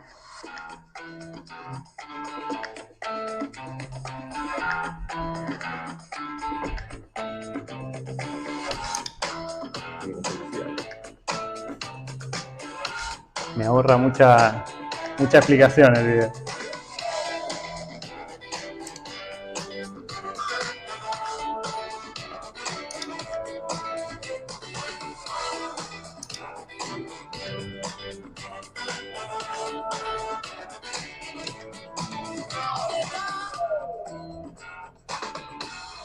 Bueno, ahora sí. ¿Cómo andan? ¿Todo bien? Bueno, voy a ser bastante rápido, así seguimos con las preguntas. Para romper un poquito el hielo, tengo una pequeña pregunta, que es, ¿saben cuál es la diferencia entre un robot y un gerente de recursos humanos? Básicamente que el robot se acuerda de los cumpleaños siempre, pero el de recursos humanos es el que tiene que pagar la torta. Bueno, nada, el chiste no es muy bueno, yo no soy comediante para nada, pero lo interesante de este chiste, si me ando esto, es que el chiste fue hecho con IA, ¿sí? No es mi idea, se lo pedí a ChatGPT hace un ratito, y me parece que acá hay dos cosas interesantes. La primera es que usamos la inteligencia artificial hoy por hoy, en especial ChatGPT, para un montón de tareas cotidianas. De hecho, le pedí que me ayude a armar la presentación porque tenía poco tiempo, y me dijo el contenido de los slides, no la hice tal cual, pero sí me ayudó mucho con el chiste, en lo cual no soy muy bueno. Entonces de acá surge esa cuestión y surge otra más que tiene que ver con el chiste, y es la convivencia entre los humanos y la inteligencia artificial a la hora de desempeñar tareas. Lo que queremos buscar a la hora de utilizar este tipo de herramientas es mejorar nuestro trabajo, es tener más tiempo para nosotros o tener más tiempo para nuestra empresa para que pueda enfocarse en otras cuestiones, en lo que realmente importa, en lo que realmente vendemos, ¿sí? Y no estar perdiendo tiempo en cosas que no son el core business de la organización o bien no nos interesan, ¿sí? Hay cosas que simplemente como emprendedores, como empresarios o en nuestros trabajos cotidianos nos gusta hacer determinadas cosas y hay cosas que si es posible no las hacemos, pero son necesarias. Y ahí es donde este tipo de herramientas nos solucionan muchísimas de esas cuestiones. Mi nombre es Mauro, soy uno de los 4 fundadores de Nalú. Nalú es un producto, una aplicación de gestión de recursos humanos creada en Bahía Blanca y que hoy opera en todo el país y tiene cientos de funciones, y cuando hablamos de esas funciones hablamos de esas cosas que al área de recursos humanos le insumen demasiado tiempo. ¿Qué queremos con Nalú? Queremos reducir esos tiempos, ¿sí? Que podamos aprovechar a tomar decisiones reales de la empresa y a mejorar el clima laboral de nuestros colaboradores. En las áreas de recursos humanos nos encontramos con un montón de cosas, ¿sí? Tenemos que gestionar documentos, tenemos pilas de planillas de Excel, tenemos archivos, tenemos que generar eventos de la compañía para los empleados, tenemos que firmar recibos de sueldo, la gente tiene que fichar. Hay una realidad en la pyme que sigue ocurriendo, ¿sí? Que no se transformaron de alguna forma. Lo que tratamos de hacer con Nalú es transformar eso a una forma más digital, si se quiere ser, ¿sí? Cambiar un poquito la forma en la que interactuamos en las áreas de recursos humanos y reducir considerablemente ese tiempo. Como les dije, hoy Nalú está siendo usado por más de 500 empresas y tiene unos 70.000 usuarios y estamos creciendo a razón de 30 a 40 empresas por mes, ¿sí? Es una startup que está en pleno crecimiento y que estamos en el momento de expansión. Me agarré este slide de otra presentación porque me pareció interesante por 2 cuestiones. Una, por el hecho de lo que hablaba hoy de interactuar entre humanos e inteligencia artificial. Nosotros mismos, en nuestra empresa, cuando alguien viene a pedir soporte de la herramienta, queremos que la atienda un humano. Hay ciertas cuestiones que la verdad no sé si a ustedes les pasa, pero yo cuando escribo un chatbot no estoy muy contento con las respuestas que me dan. No quiero, la verdad, que me dé soporte un chatbot. Generalmente son bastante malos, hay algunos que son mejores que otros y por ahí nos ahorran tiempo, pero en otras cuestiones la verdad es que si me atiende alguien rápido, prefiero eso. Entonces ahí es donde hay que empezar a encontrar este balance entre dónde utilizamos IA y dónde no. Por ejemplo, en nuestro caso, no sé, por dar un ejemplo, en el área de soporte, si estamos fuera de horario laboral, las consultas más comunes que sabemos que nuestros usuarios tienen, tratamos de que las responda el bot porque obviamente tenemos menos personal a las 3 de la mañana, ¿sí? Entonces, bueno, hay muchas cuestiones donde podemos apoyarnos y mejorar nuestro producto o mejorar nuestras ventas o lo que fuere dentro de nuestra pyme gracias a inteligencia artificial.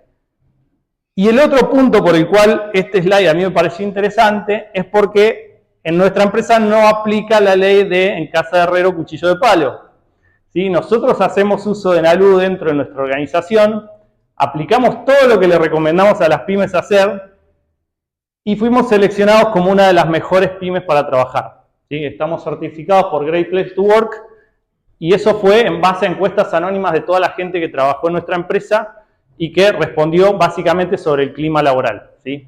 Realmente todas las políticas que nosotros implementamos y el uso de nuestra herramienta, en nuestro caso funcionó y en nuestros clientes, que prácticamente no tenemos rotación, no tenemos bajas de clientes, funcionaron también. Bueno, después de haber escuchado las charlas de los chicos, saben que vivimos en un mundo totalmente cambiante y empezar a escuchar todos estos términos nuevos, la verdad que nos abruma un montón, especialmente si alguien no es del área. En mi caso soy egresado de sistemas de la Universidad Nacional del Sur, alumno de ALE, y bueno, de muchos años acá en la universidad, y me resulta natural escuchar palabras como inteligencia artificial, algoritmos, sistemas, etc. Pero yo sé que a la mayoría de la gente eso es un mundo totalmente ajeno. Y ahí coincido con Ale en la importancia que tuvo ChatGPT en este último tiempo de acercar este tipo de herramientas a la gente. De básicamente, como se dice, democratizar el acceso al uso de inteligencia artificial. Y hay un montón de palabras más que fueron entrando en juego en los últimos años, desde trabajo remoto hasta KPIs, OKR, salud mental por el tema de la pandemia, un montón de problemas y de cuestiones que hoy las empresas empiezan en realidad lo que les pasa a las pymes en general es que el competidor lo está usando. Esa es la realidad. A ver, si yo sigo vendiendo y no necesito inteligencia artificial, no me voy a preocupar en usarla. Pero la verdad es que si el mercado empieza a usar, quien no la use se queda atrás, ¿sí? Y lo mismo pasa a nivel personal. Si alguno de ustedes trabaja como empleado en una organización, quien use inteligencia artificial va a tener un desempeño mucho mayor que quien no la use.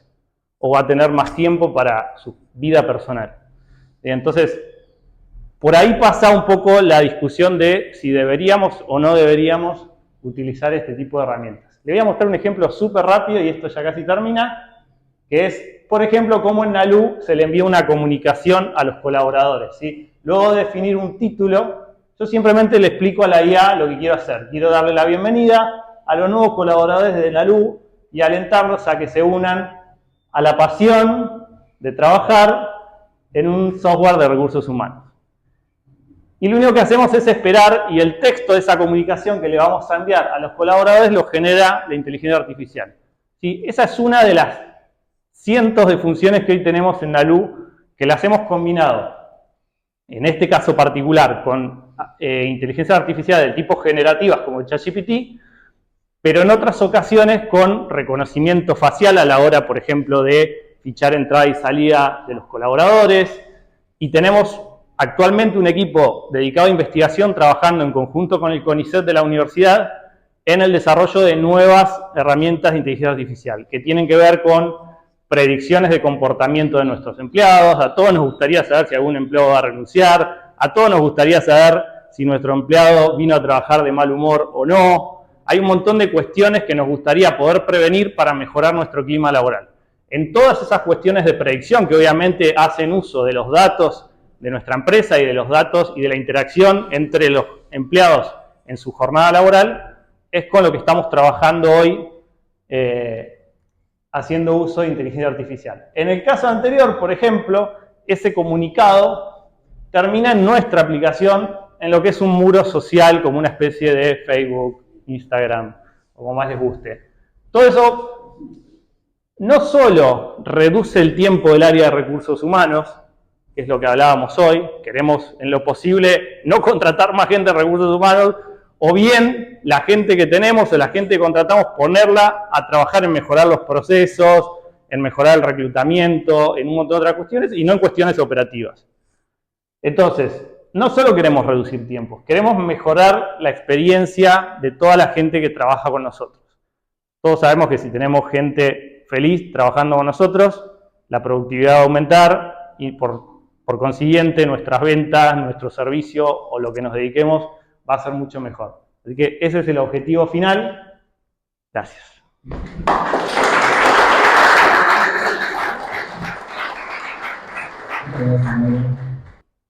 Muy bien.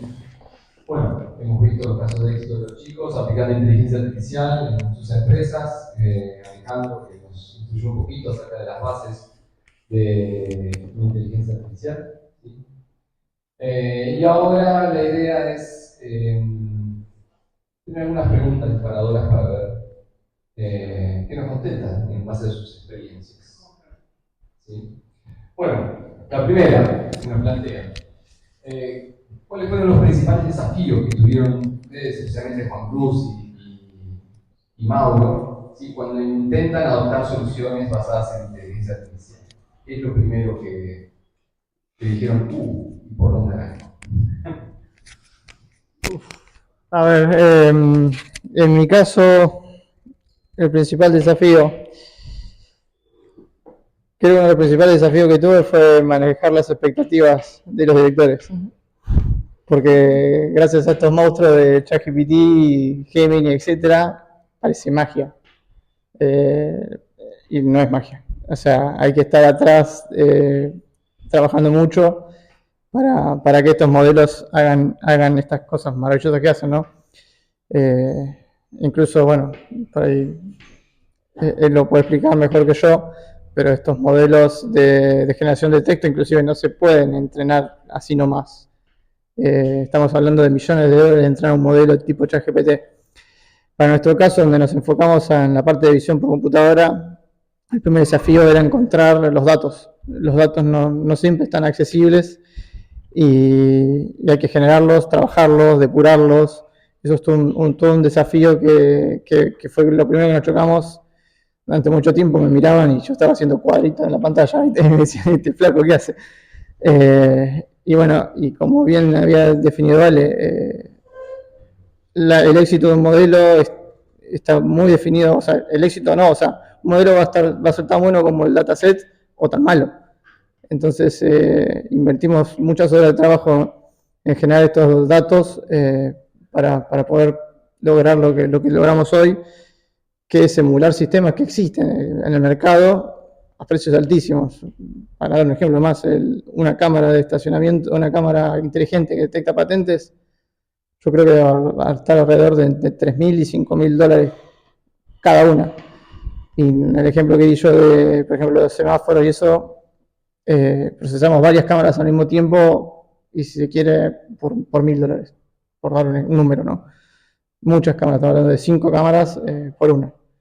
Entonces el desafío también que yo tuve que aprender, porque yo vine de la academia y mi primera experiencia en lo privado fue acá, es que salir del laboratorio, de entrenar un modelo, jugar con el dataset, entrenar un modelo, ver que ande mejor, que ande peor, bueno, ahora hay que llevarlo al campo, tiene que andar afuera, tiene que realmente chocarse con datos que no vio nunca, más allá del set, el dataset con uno prueba.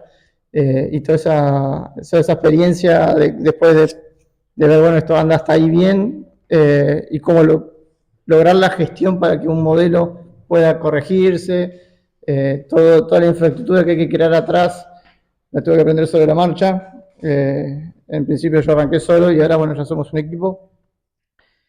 Y bueno, cuando se dan cuenta de que esto no es magia, también lograr que que vean que necesitamos manos y cerebro para hacer esto, que no es pedirle a ChatGPT, bueno, hacemos un modelo ahora que detecte patente. Ese fue uno de los más desafíos que tuve nosotros.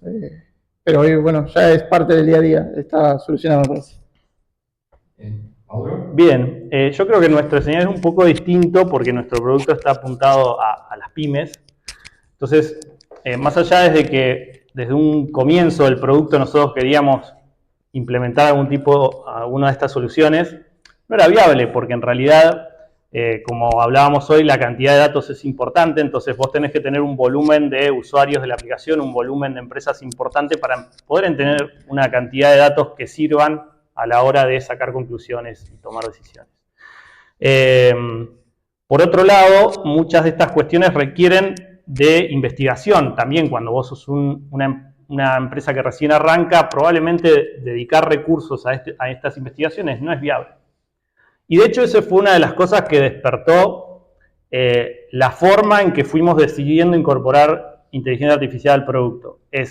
Nosotros necesitamos que la pyme pueda usar inteligencia artificial sin entender los conceptos, sin entender cómo funciona, sin tener que suscribirse a plataformas que no entiende, que no sabe dónde están. Entonces, de alguna forma que esté usando inteligencia artificial casi sin darse cuenta. Ese es el objetivo del producto.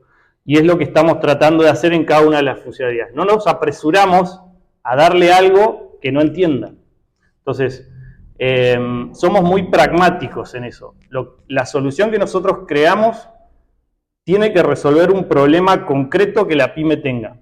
No tiene que meramente incluir la tecnología porque, no sé, comercialmente vende más decir que tenemos inteligencia artificial o no, ¿sí? Realmente estamos todo el tiempo viendo en qué punto realmente le solucionamos algo, le ahorramos tiempo. Si eso lo encontramos, lo aplicamos.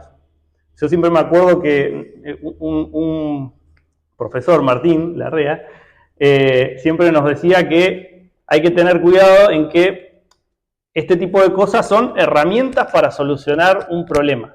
Si las miramos como ciegos, si no miramos el contexto y demás, estamos capaz que solucionando problemas que no teníamos. Entonces, para mí el punto está ahí, en primero identificar el problema, el dolor, dónde está, y a partir de ahí ver dónde podemos aplicar eso. Y ese fue uno de los más grandes desafíos que tuvimos. Buenísimo. Ale, ¿quieres agregar algo? Sí, nosotros teníamos hace un tiempo el desafío de contar a la sociedad, la familia, los amigos, otros colegas de la universidad, que estábamos haciendo algo que tenía sentido, ¿sí?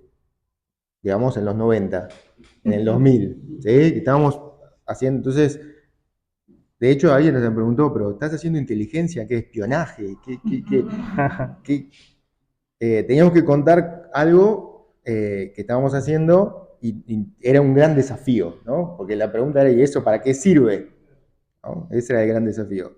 Y ahora estamos como en otro extremo, ¿sí? En el cual adhiero a lo que decías recién de la expectativa, que tenemos que bajar un poco la expectativa de lo posible, ¿sí? O sea, después busquen cuánto se invirtió en estas... cuánto invirtió Google no sabemos, ni lo vamos a ver nunca, pero si preguntan cuánto se invirtió en OpenAI, hay miles de millones de dólares que invirtieron Microsoft y otras empresas para hacer un producto, ¿sí?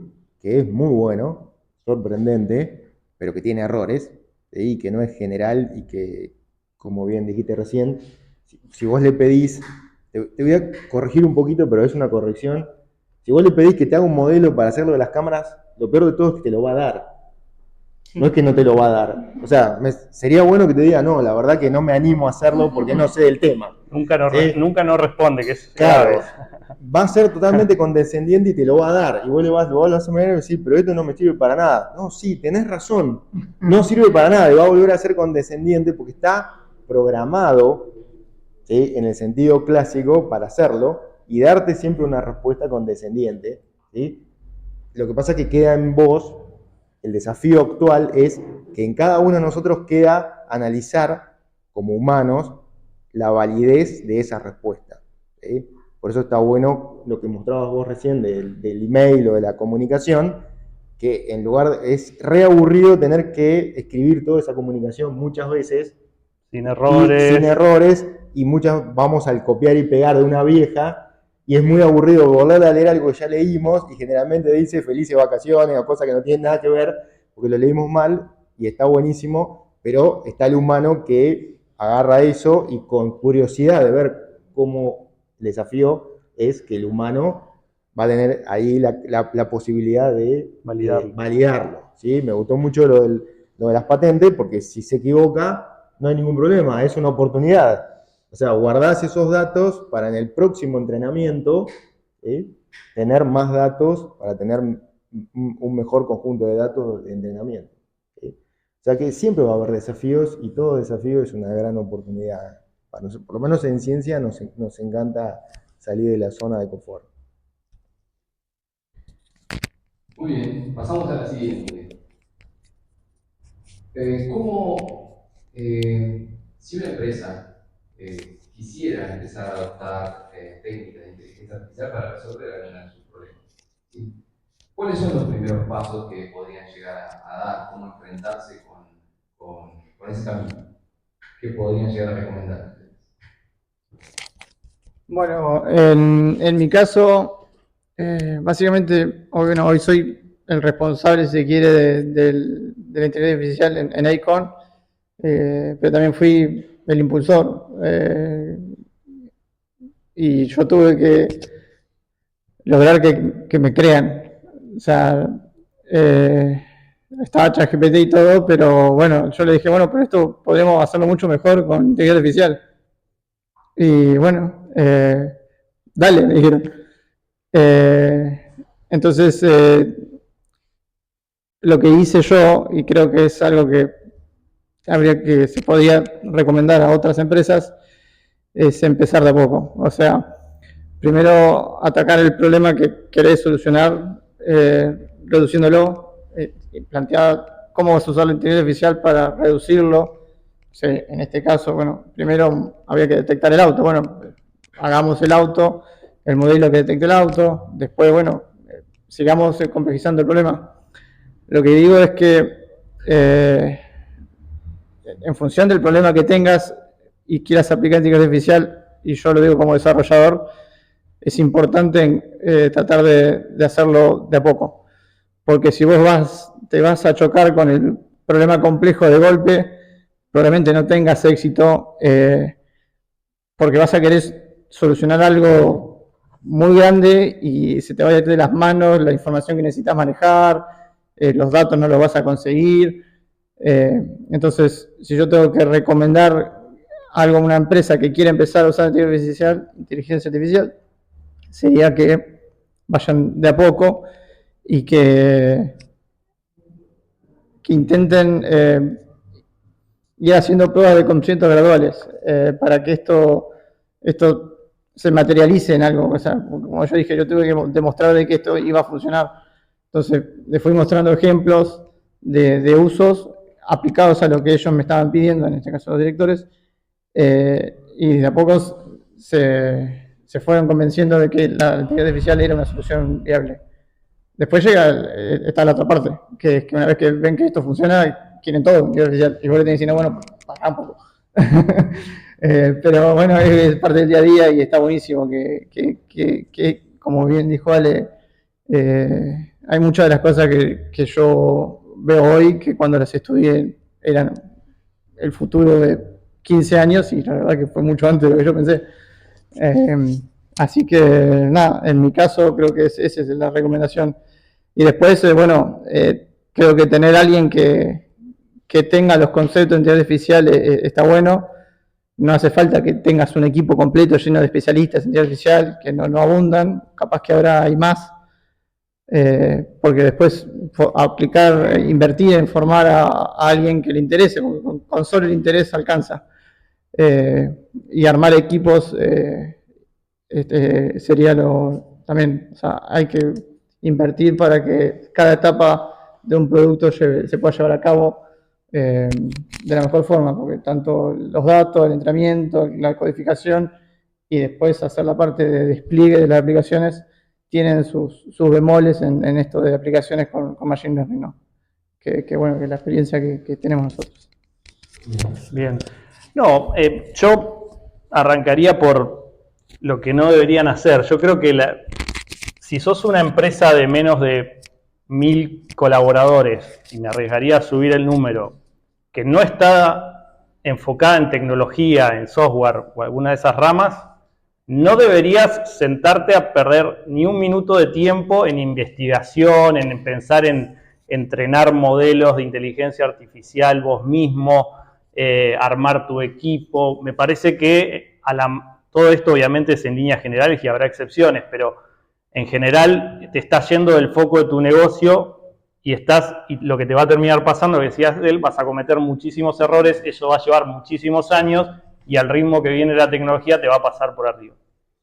Entonces, sea cual fuera el rubro en el que estás, para mí el punto para adoptar inteligencia artificial es buscar herramientas que sirvan para tu rubro y que hagan uso de inteligencia artificial, ¿sí? De alguna forma trasladarle el problema de la investigación a quien me ofrece el producto. Y en eso, por poner un ejemplo, sos diseñador gráfico, hoy hay herramientas de edición de foto que editan por vos. Lo mismo si haces edición de video, lo mismo, bueno, en un montón de rubros vas a encontrarte con algo que soluciona el problema de forma más rápida gracias a que utiliza algún tipo de modelo de esto. Entonces me parece que la forma de entrar es esa, y obviamente el que no jugó todavía con ChatGPT ya debería estar jugando para todo. Para todo. Yo me he encontrado con gente, por ejemplo, en el área de reclutadoras de personal. Digo, ¿qué haces redactando la oferta? Estás escribiendo todo el texto de la oferta, los beneficios. Digo, estás perdiendo un tiempo tremendo cuando en una línea se lo pedís al ChatGPT y probablemente el 98% de lo que escriba vas a estar de acuerdo. Entonces, en esas pequeñas cosas de la vida cotidiana, el que no lo está haciendo, hágalo mañana. Es prácticamente como usar WhatsApp. Con eso que, perdóname, Sí. ¿a qué te referís? ¿Que es más fácil aplicarlo en situaciones personales que para grandes empresas? No. De hecho, a ver, lo hago yo personalmente y la mayoría de la gente que conozco en sus trabajos. Y es lo que decía antes, persona que no trabaje apoyada con alguna de estas herramientas va a verse sobrepasada por el que sí lo haga.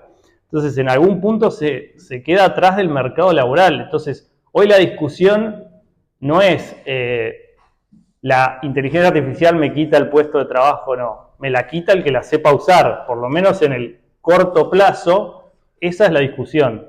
En el futuro estaremos haciendo especulación, que no, por ahí no es nuestra tarea. No sé si... pensé que había levantado. Antes de decir un comentario, tenemos estas preguntas, pero pregunten, Sí. O sea, en cada una de las rondas, no, o sea, pregunten, ¿sí? Si tienen alguna duda de las charlas anteriores o de lo que sea. Acerca de esta pregunta en particular para las empresas que por ahí tienen alguna problemática que creen que podría llegar a ser solucionada con alguna de estas técnicas, también pensar que en Bahía hay otras empresas especializadas, ¿sí?, en tecnología que pueden brindar ese servicio, y la universidad tiene un instituto de profesionales capacitados y con amplia experiencia que también pueden ayudar a las empresas a resolver sus problemas, ¿sí? Así que son dos puntos de entrada bastante simples, ¿sí?, para aquellas empresas que no tienen una infraestructura de sistemas muy grande, pero que tienen una problemática, que quizá alguna de estas técnicas pueda ayudar. Así que bueno, es un buen punto de entrada. Yo quería hacer una pregunta, por ahí, para las empresas que deben venir de eso. ¿Cuánto choca el avance que están teniendo ustedes con las normativas vigentes? Por ejemplo, no sé, colocar cámaras en una empresa para controlar ciertos movimientos de empleados y demás, y no choca contra normativas que están o alguna cosa así. No han tenido ese problema. La realidad es que hay algunos abogados en la sala.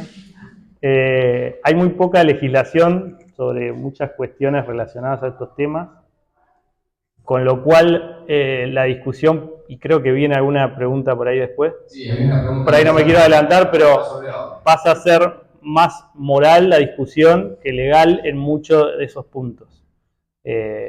Da para debate, por ahí ahora... Hay un tema muy particular que nos teníamos planteado más adelante, pero es la ética dentro de todo esto. ¿Cómo impacta la ética en este mundo, ¿sí? En estas técnicas y en el manejo del volumen de información que se está manejando?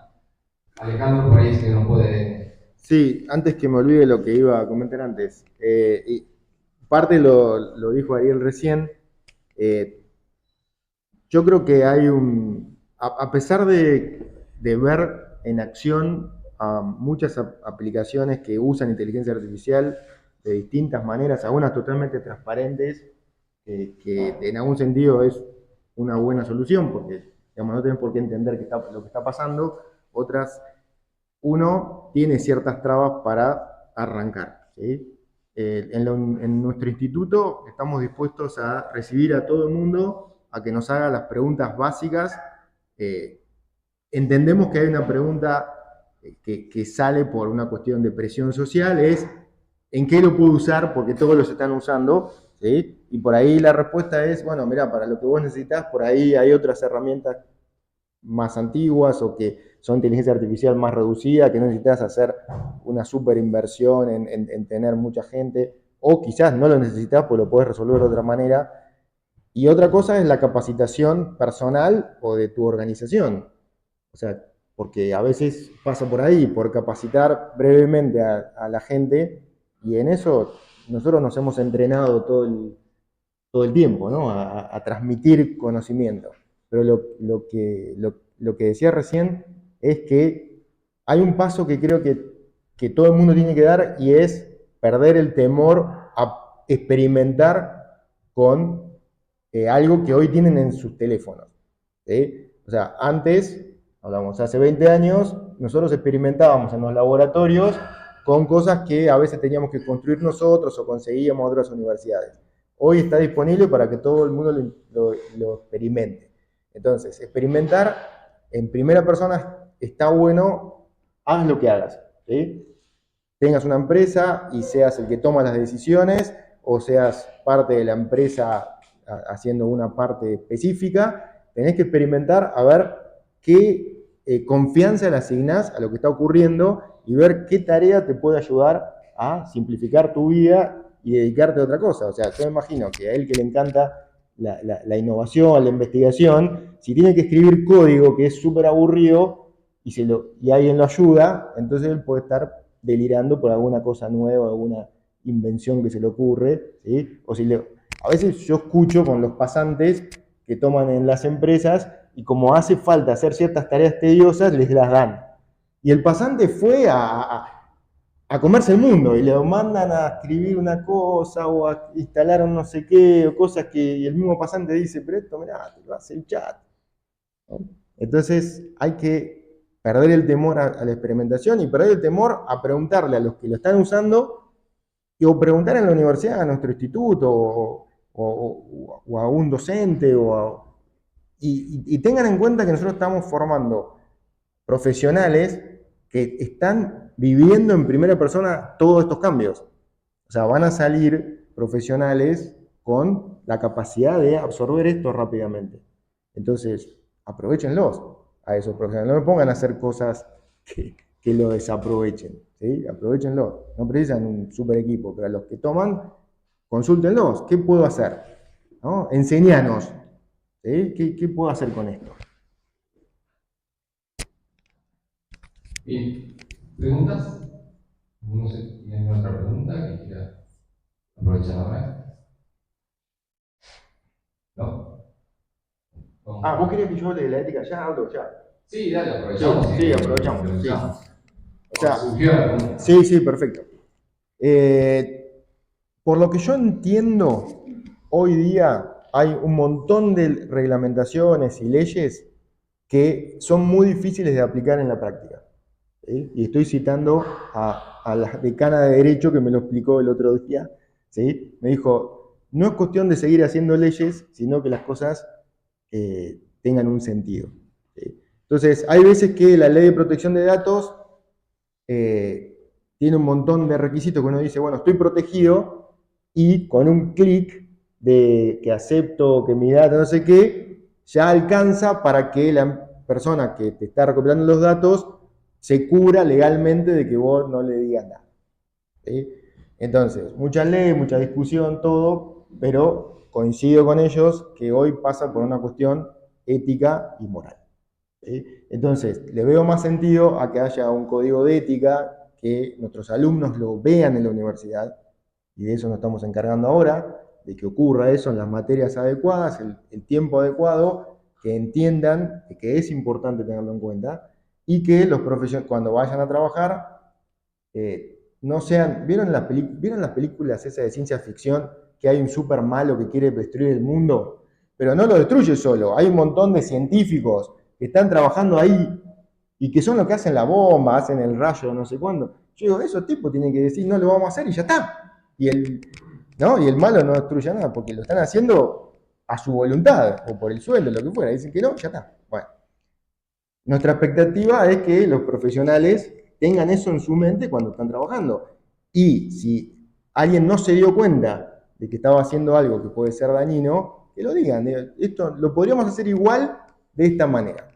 Por ejemplo, yo veía ahí los videos del supermercado. Quizás dé lo mismo en el video del supermercado que la imagen de la persona esté en gris. O sea, que no se vea la persona. La otra vez yo veía una presentación de una empresa que hace cosas médicas, algo parecido al supermercado, pero en un hospital, para descubrir si una persona que está sola en una habitación se cayó, por ejemplo, y que vaya rápido una enfermera. ¿Sí? Pero no es necesario que se vea la persona, con que se vea la silueta, que se vea así, no sé cómo es la palabra, Sí. Blureada.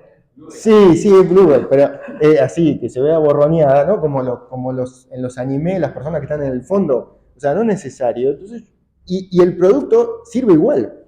¿Sí? Entonces, simplemente tener en cuenta eso. Y lo bueno es que ahora hay muchos documentos que tienen vocabulario técnico legal, y para algunos de nosotros es aburrido leerlos, pero se leen fácilmente. ¿Sí? Y tienen cosas básicamente de sentido común que uno las puede tener en cuenta en todo el desarrollo desde el principio, y hace un producto mucho mejor, y que las personas que lo van a usar lo van a valorar más. ¿Sí? De su uso. No van a estar en contra de que se use. ¿Sí? Porque vos necesitas ver el auto, necesitas ver la patente. El auto puede estar todo gris.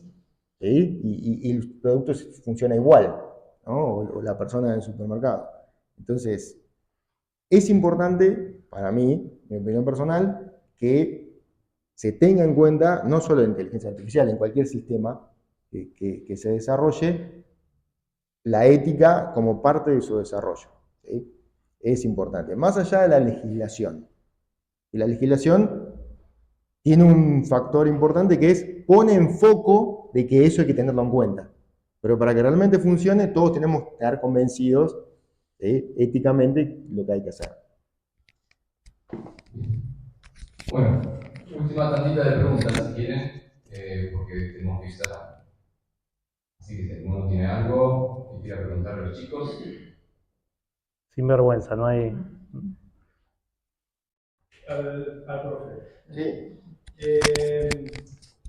Vos decías recién que teniendo una capacidad de interpretación de la inteligencia artificial y convocarla para actitudes buenas, ¿cómo ven los productos que vienen del exterior con esa inteligencia artificial que hoy se está manejando y no sabemos de qué manera los datos que recaban, por ejemplo, un dron, lo están utilizando para distintos fines y no los fines que nosotros estamos determinando en el momento.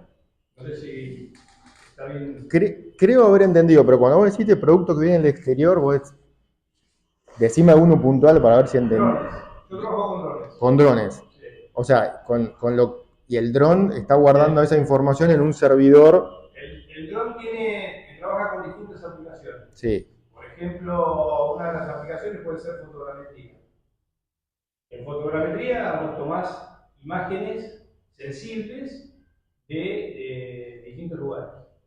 O sea, lo ético sería, había entendido bien. Ahora, Sí, sí, a lo que voy es por ahí que no hay una soberanía de la informática a nivel nacional, porque eso no tiene, o sea, no tiene ninguna normativa a nivel nacional que saquen esos datos que sean utilizados.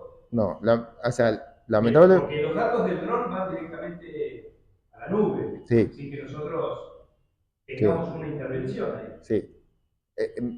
Voy a hacerle comentario porque hoy no lo quería interrumpir a él, pero la nube también es una metáfora, ¿sí? Hay gente que piensa que está en el cielo, que no está en ningún lado, ¿no? O sea, está guardado en un servidor y puede ser que a la empresa tenga el suficiente dinero como para almacenar eso, porque almacenar información cuesta dinero, ¿sí? A la empresa le puede gustar guardar eso, o puede ser que lo esté desechando. En principio, lo ético sería que uno sepa lo que está pasando con esos datos, ¿no? Uno debería saber, quizás está dicho y uno es fiaca y no lo mira, ¿sí? Y en general lo que yo veo es que, sobre todo hace unos años, ahora está acelerado un poco más, las ciencias sociales vienen más lento que el avance tecnológico. Entonces, aparece una capacidad de filmar, de almacenar información, de hacerlo desde el aire y en la reglamentación puntual no dice algo sobre eso. Pero, en realidad, yo estoy seguro que en una ley más general que diga no se puede utilizar la información propia, etcétera, etcétera, una interpretación de eso puede ser particular estos datos. La cuestión es quién ejerce la presión para que no ocurra y por qué. ¿Sí? Yo creo que la ética sería de que no ocurra, pero por otro lado, si nosotros queremos que el teléfono detecte ciertas cosas automáticamente, las aplicaciones de la cámara, eso tuvo que ser entrenado con datos. Entonces, ¿hasta qué punto estamos dispuestos a no dar datos si después no vamos a tener aplicaciones? O sea, hay una discusión, por ejemplo, en Inglaterra sobre las cámaras que filman a la gente en la ciudad, si es ético o no filmar a las personas, y entonces la policía dice, bueno, pero es una herramienta que tenemos para detectar actitudes sospechosas o perseguir a una persona que está por cometer un ilícito o un acto terrorista. Y entonces la discusión ¿está bien o está mal? Y es una discusión ética. ¿Sí? Porque si prohibís por un lado, tenés un beneficio para unos y un perjuicio para otro y viceversa. ¿Sí? Entonces, yo lo que veo es, si el uso es correcto, no debería impedirse. O sea, las normativas no deberían frenar la innovación. O sea, lo que hizo Italia de prohibir el ChatGPT para mí no fue una buena idea. O sea, no viene por prohibir el uso del ChatGPT, viene por enseñar el riesgo, si es que piensan que hay, del uso del ChatGPT. ¿Sí? No sé si contesté. O sea, vos me das medio la opinión que veíamos nosotros. ¿Sí? Yo digo medio mi opinión, que es compartida con algunos de los docentes, no es que tengo la voz completa de todo, ¿no? Pero yo, como resumen, adhiero a que las normativas no deberían frenar la innovación si la innovación ayuda a las personas, ¿sí? Ayuda a la sociedad. Entonces, dentro de ese paquete de innovación que ayuda a la sociedad, va a haber uno que la va a aprovechar mezquinamente para hacer cosas malas, pero eso debería ser atajado como por otro lado, diciendo, bueno, vos no estás haciendo un uso correcto. Bien, mi pregunta es puntual con respecto a esto. ¿Cuál sería el riesgo que tenemos nosotros como personas, como humanos, de que utilicen nuestros datos para entrenar inteligencia artificial? ¿Cuál sería el riesgo, por lo menos el criterio de ustedes? Voy a un caso puntual. Recibimos, creo que casi todos, por lo menos lo he recibido hace 10 días, un mail de LinkedIn que dice que va a utilizar nuestra información para entrenar inteligencia artificial, salvo que digamos que no, hay que hacer un clic y mandárselo. Esto ha sido. Pero la pregunta importante es cuál sería el riesgo, digamos, de que utilicen nuestros datos para o cómo se daría ese riesgo, si lo hay. Qué pregunta complicada. No, a ver, sí. Es que en realidad... O sea, yo tengo una respuesta, pero no quería No. catalogarlo. Puedo empezar a decir algo. Puedo empezar a decir algo. El riesgo depende de lo que vos, de lo sensible que sean los datos tuyos. ¿Sí? O sea, es una decisión más bien personal. ¿Sí? Si yo no quiero tener ningún riesgo absoluto, no debería usar el teléfono. ¿Sí? Entonces es una decisión medianamente personal. O sea, no debería haber usado Gmail jamás. ¿Sí? Porque quizás cuando acepté las condiciones, estaba aceptando que esos mails los iban a usar para entrenar IA generativa para escribir mails.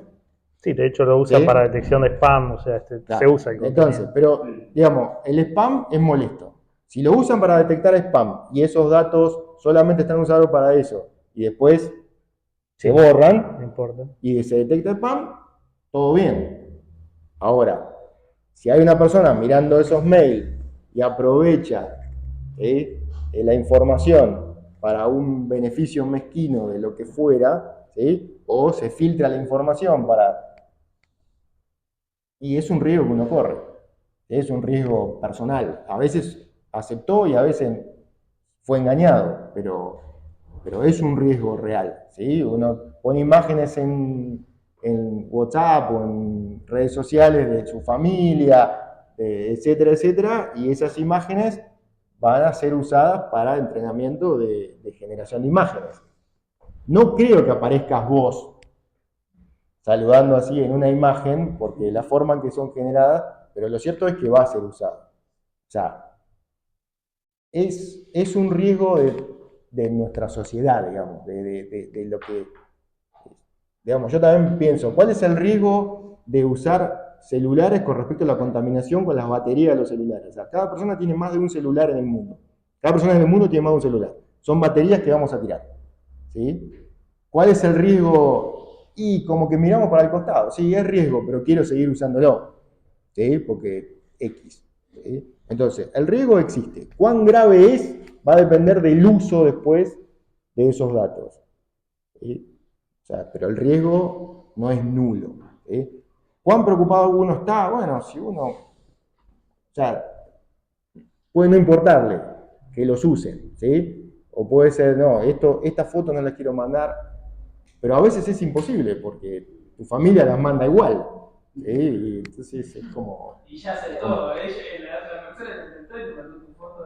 Claro, exactamente. Entonces... Creo que pasa todo. Yo creo que el gran confesionario de Google, por ejemplo, es el buscador.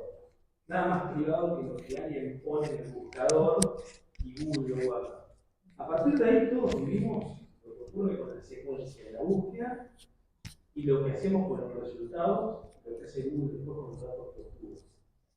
Esa es la consecuencia clara de lo que pasa, de que Google nos termine dando en algún punto con su algoritmo los datos más precisos para que nuestra búsqueda cada vez sea más optimizada y eventualmente después le terminan dando los datos a quienes se terminan beneficiando de ellos para que Google pueda ganar dinero. Eso en cuanto a la consecuencia de la inteligencia artificial.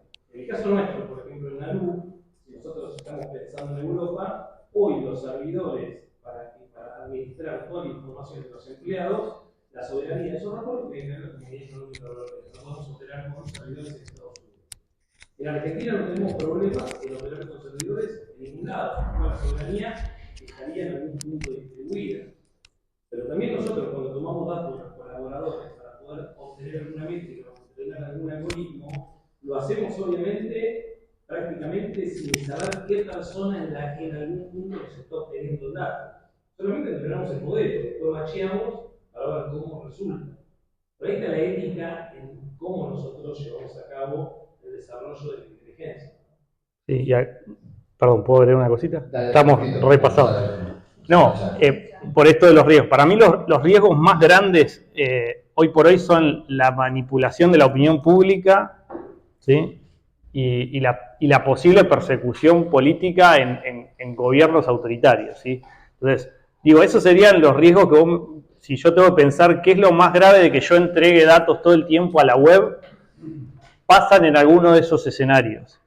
Porque en todos los demás estamos todos de acuerdo que queremos entregar los datos, me parece.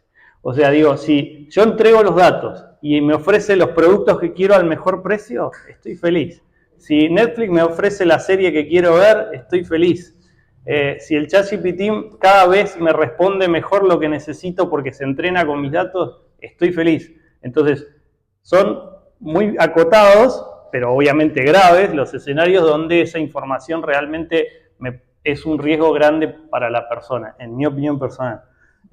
Y ahí la única solución es la educación de las personas. Por ejemplo, si a vos te quieren manipular la opinión, pero vos estás educado para discernir de dónde viene esa información, cómo fue redactada y demás, y compararla, detectar si es una fake news, si no lo es y demás, si vos estás educado, el algoritmo no va a poder con vos. Entonces, como no te puedes escapar, lo mejor es educarte. O sea, esa es la... En el caso de eso que planteaste recién como ejemplo, de alguna manera, quizás el caso que habías planteado corresponde que el usuario de tus datos ibas a hacer lo mismo. Pero ¿qué ocurre en el caso donde yo, por ejemplo, prácticamente hablando de artista, mis fotos, mis producciones son tomadas y son usadas para generarte de manera automática sin valor, sin que eso de alguna manera me retribuya? Uf, esa es re profunda y creo que... Sí, creo que para otro debate. Quizás la palabra riesgo incluía otras acepciones que no necesariamente riesgo de peligro. Claro. Igual, cortito, si se ponen a pensar todo lo que charlamos recién, la pregunta no iba enfocada al uso de la inteligencia artificial, sino a qué hacemos con los datos. O sea, toda la pregunta fue relacionada a la información. Y esta problemática de la información data desde que existe Internet. O sea, el problema está en qué hacemos con la información, qué hace el que la usa para entrenar un modelo, y después el modelo va a hacer lo que hiciste con los datos. ¿Cómo lo usas? Es una herramienta. Así como se usaron cuestiones físicas para diseñar armas, puedes usar inteligencia artificial para diseñar armas. O sea, el concepto se traslada y la preocupación que está surgiendo ahora es qué hacen con los datos. Pero venimos publicando nuestros datos en Internet hace ¿cuánto? O sea, todas las estafas virtuales surgen porque está todo público tuyo. Entonces, ¿qué hacemos con la información? Es la pregunta, o qué hacen con tu información. Si no la querés publicar, no querés que la usen, no la publiques en Internet. O sea, es difícil. Y bueno, el debate podría ser eterno y podríamos... Igual después lo charlamos. Para hablar. Dale. Pero la educación es un punto importante, ¿eh? O sea, coincido con ellos, o sea, la educación es importante. La transparencia, o sea, si vos estás en una empresa y te dicen, mira, vamos a tomar tus datos para hacer esto y ayudar a tal cosa, y vos lo sabés, es la mejor situación. O sea, vamos a estar filmando y vamos a usar tus movimientos, todo, para ver si vos estás disconforme, y vos lo sabés. Yo creo que en principio es molesto. O sea, ¿por qué me tenés que estar espiando? Pero si vos explicás exactamente que no es espiando, es cuál es el objetivo detrás de eso, yo creo que eso mejora contundentemente, es una forma de educación. No solo saber cómo son las cosas, sino saber por qué vos querés hacer eso. ¿Sí? Que sea transparente.